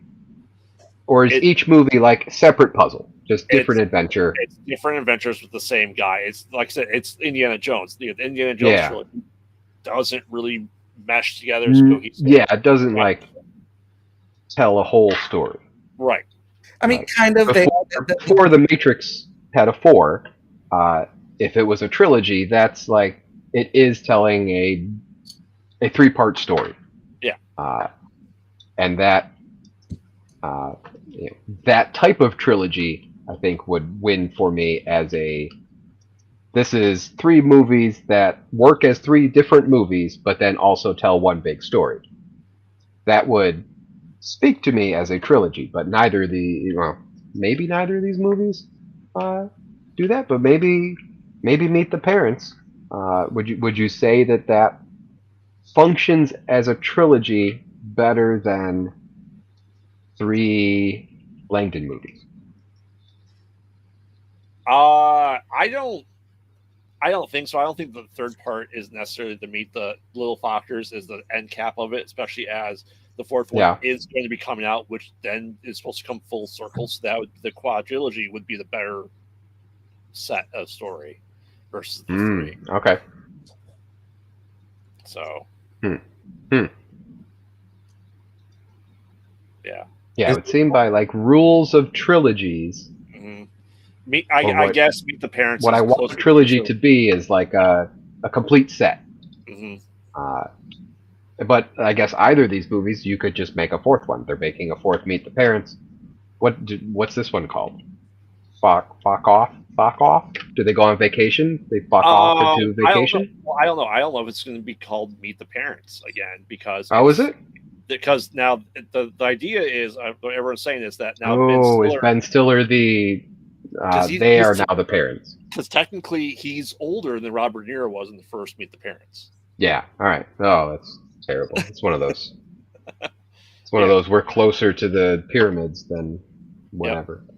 Yeah, making you feel old. Makes you feel old. Yeah. So, if you want to go with that, if you want to say then Meet the Parents, Jason, it's better end story, I guess, as a trilogy compared to Robert Langdon, which is just 3 separate stories. yeah, 3 separate stories, and they could just make a 4th one at any time, and Yep. it would just be another story. Yeah, I mean, technically there is 4 books. They just never, They never made made that the movie for the 4th one, right? But, correct. They never made the one about the Yeah. American, about the Mason there, about the Masons, the American well, one. I mean, So that's why the Masons aren't going to let you make a movie about that. true.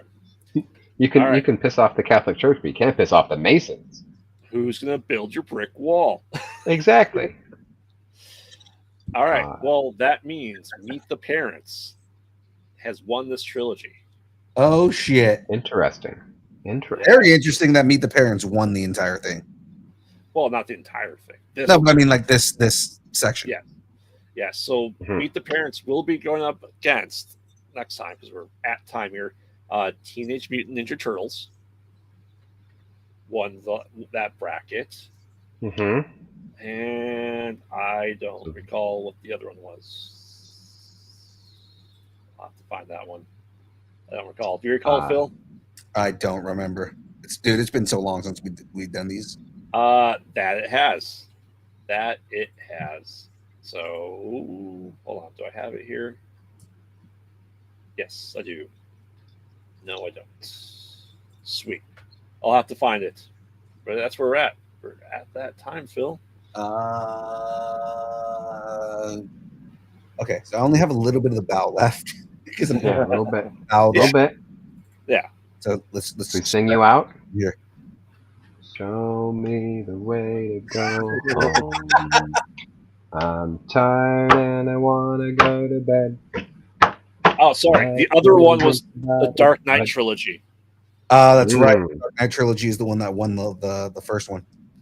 Okay. It beat out the Cornetto trilogy. Interesting.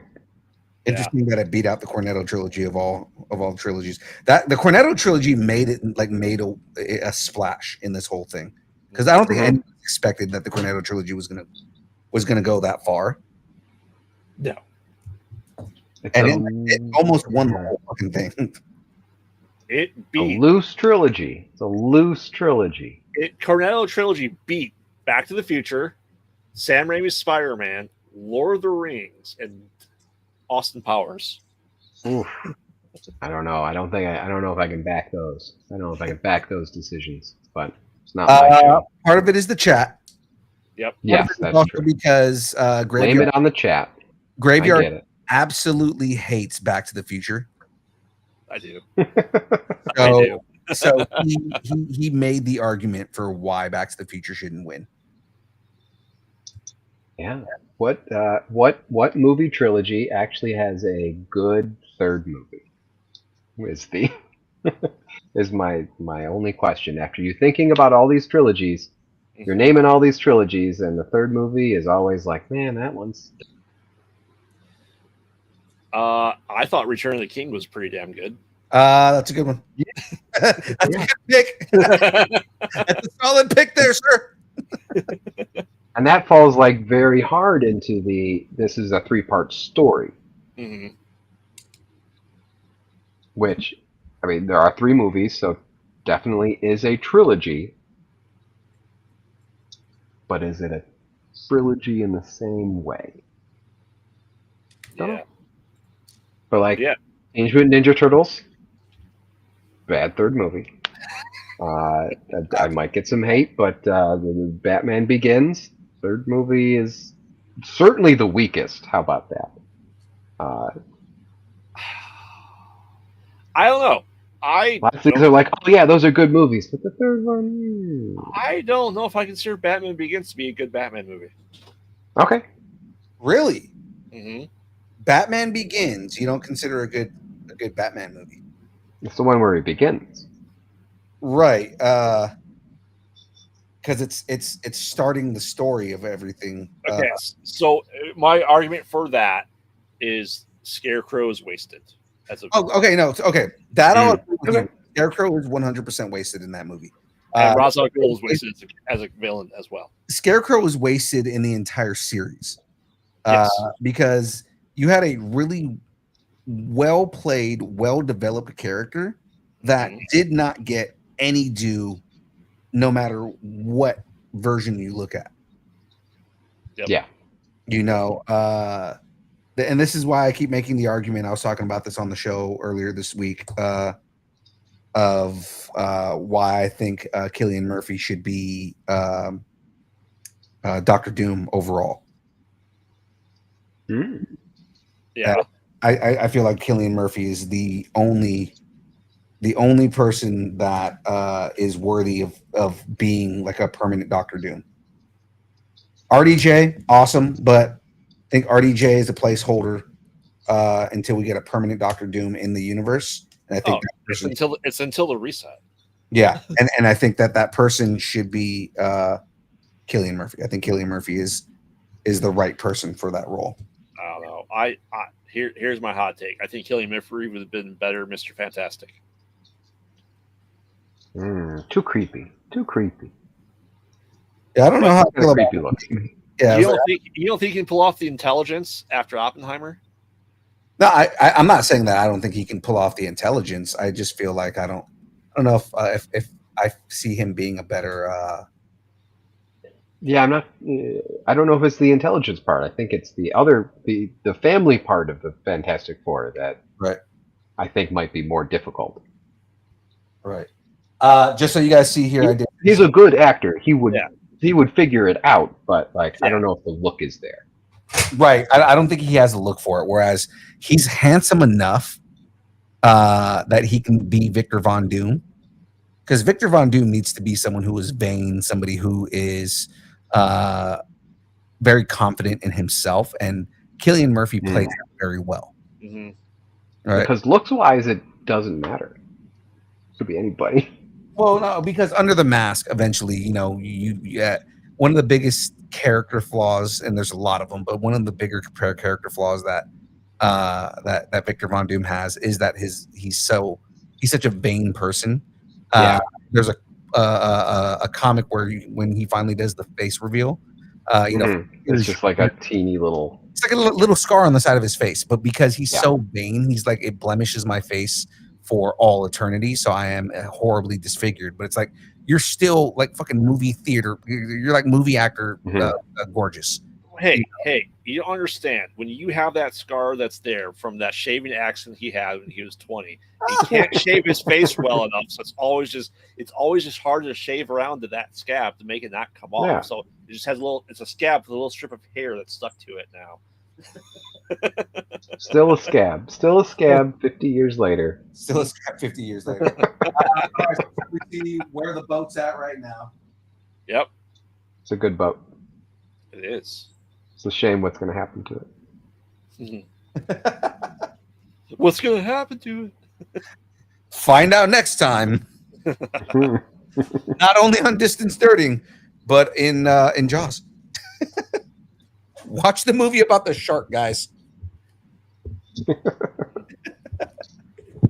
All right, let me swap these guys out here. Boom. Hi, boys. All right. Well, guys, that is it for this week. We do appreciate it. And thank you again, Jason, for coming on the show. Talking some returned and helping us out with some brackets here. Before we let you go ahead and give us one more set of pluggables here. Let everybody know where to find you and where to get everything.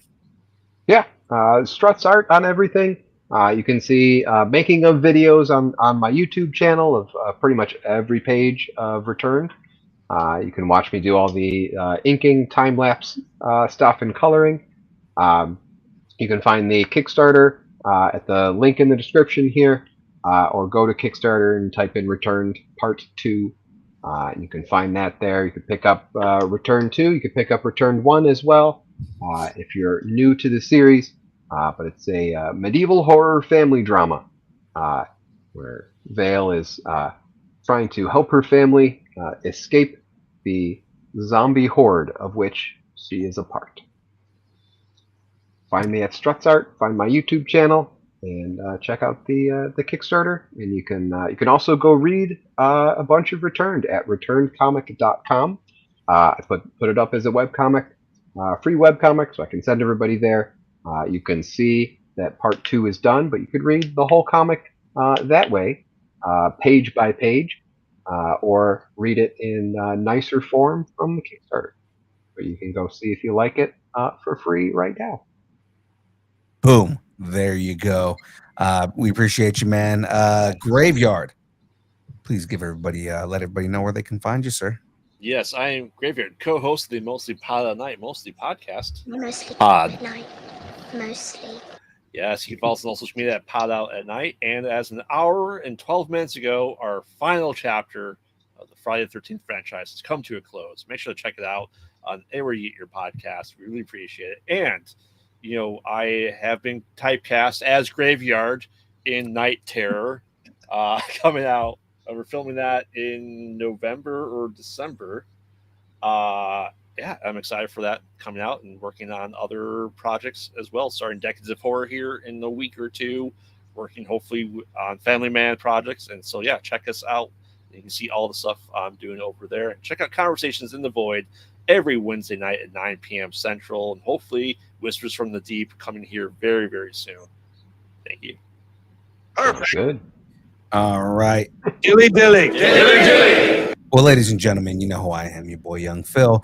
You know what? We're on the road to 500, and we're right there, guys. We're at 492. We're at 492 subscribers on YouTube right now, guys. 8 subscribers away, and I'm giving away a bunch of Lego kits. It's coming, guys. It's going to be soon, and I'm going to be giving away all those kits. So if you're not subscribed to Distance Nerding on YouTube, do it now. Now's your chance. Get in on the ground floor because once we hit those 500 subscribers, we're going to have a subscriber-only stream, and I'm going to be giving away a whole bunch of Lego kits. I've got 3 already, and be grabbing some more and giving those away. Of course, if you have something you want to discuss, anything you want us to talk about on the show, if there's a topic that you want to talk about or want to hear us, our take on, tell us what you're nerding out on and connect with us on Instagram, Facebook, Twitter. Yeah, we're still on Twitter. I don't know why we're still there, though.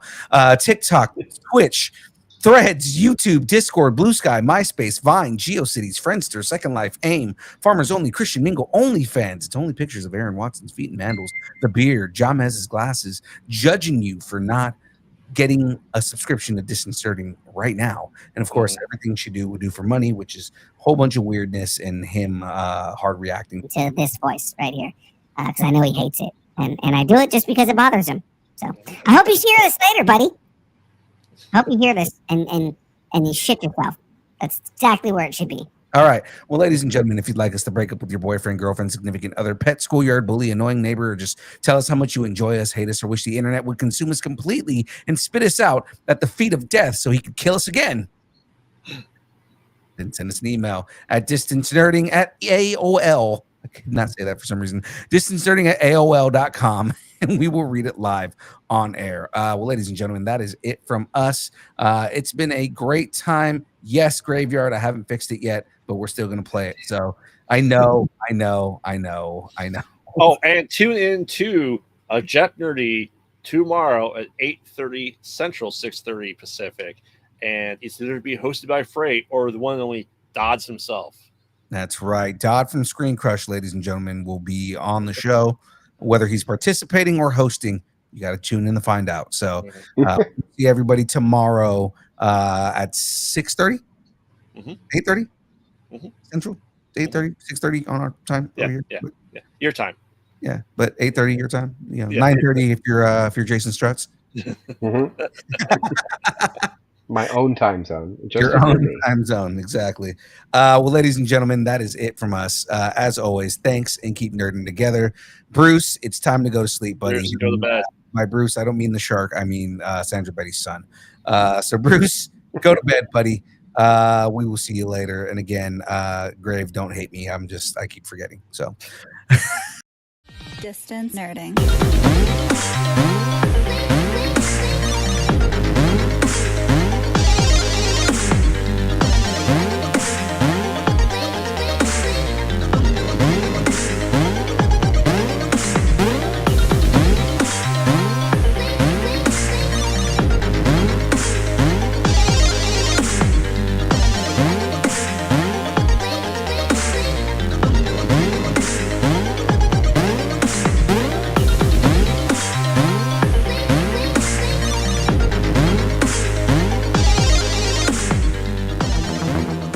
Bye.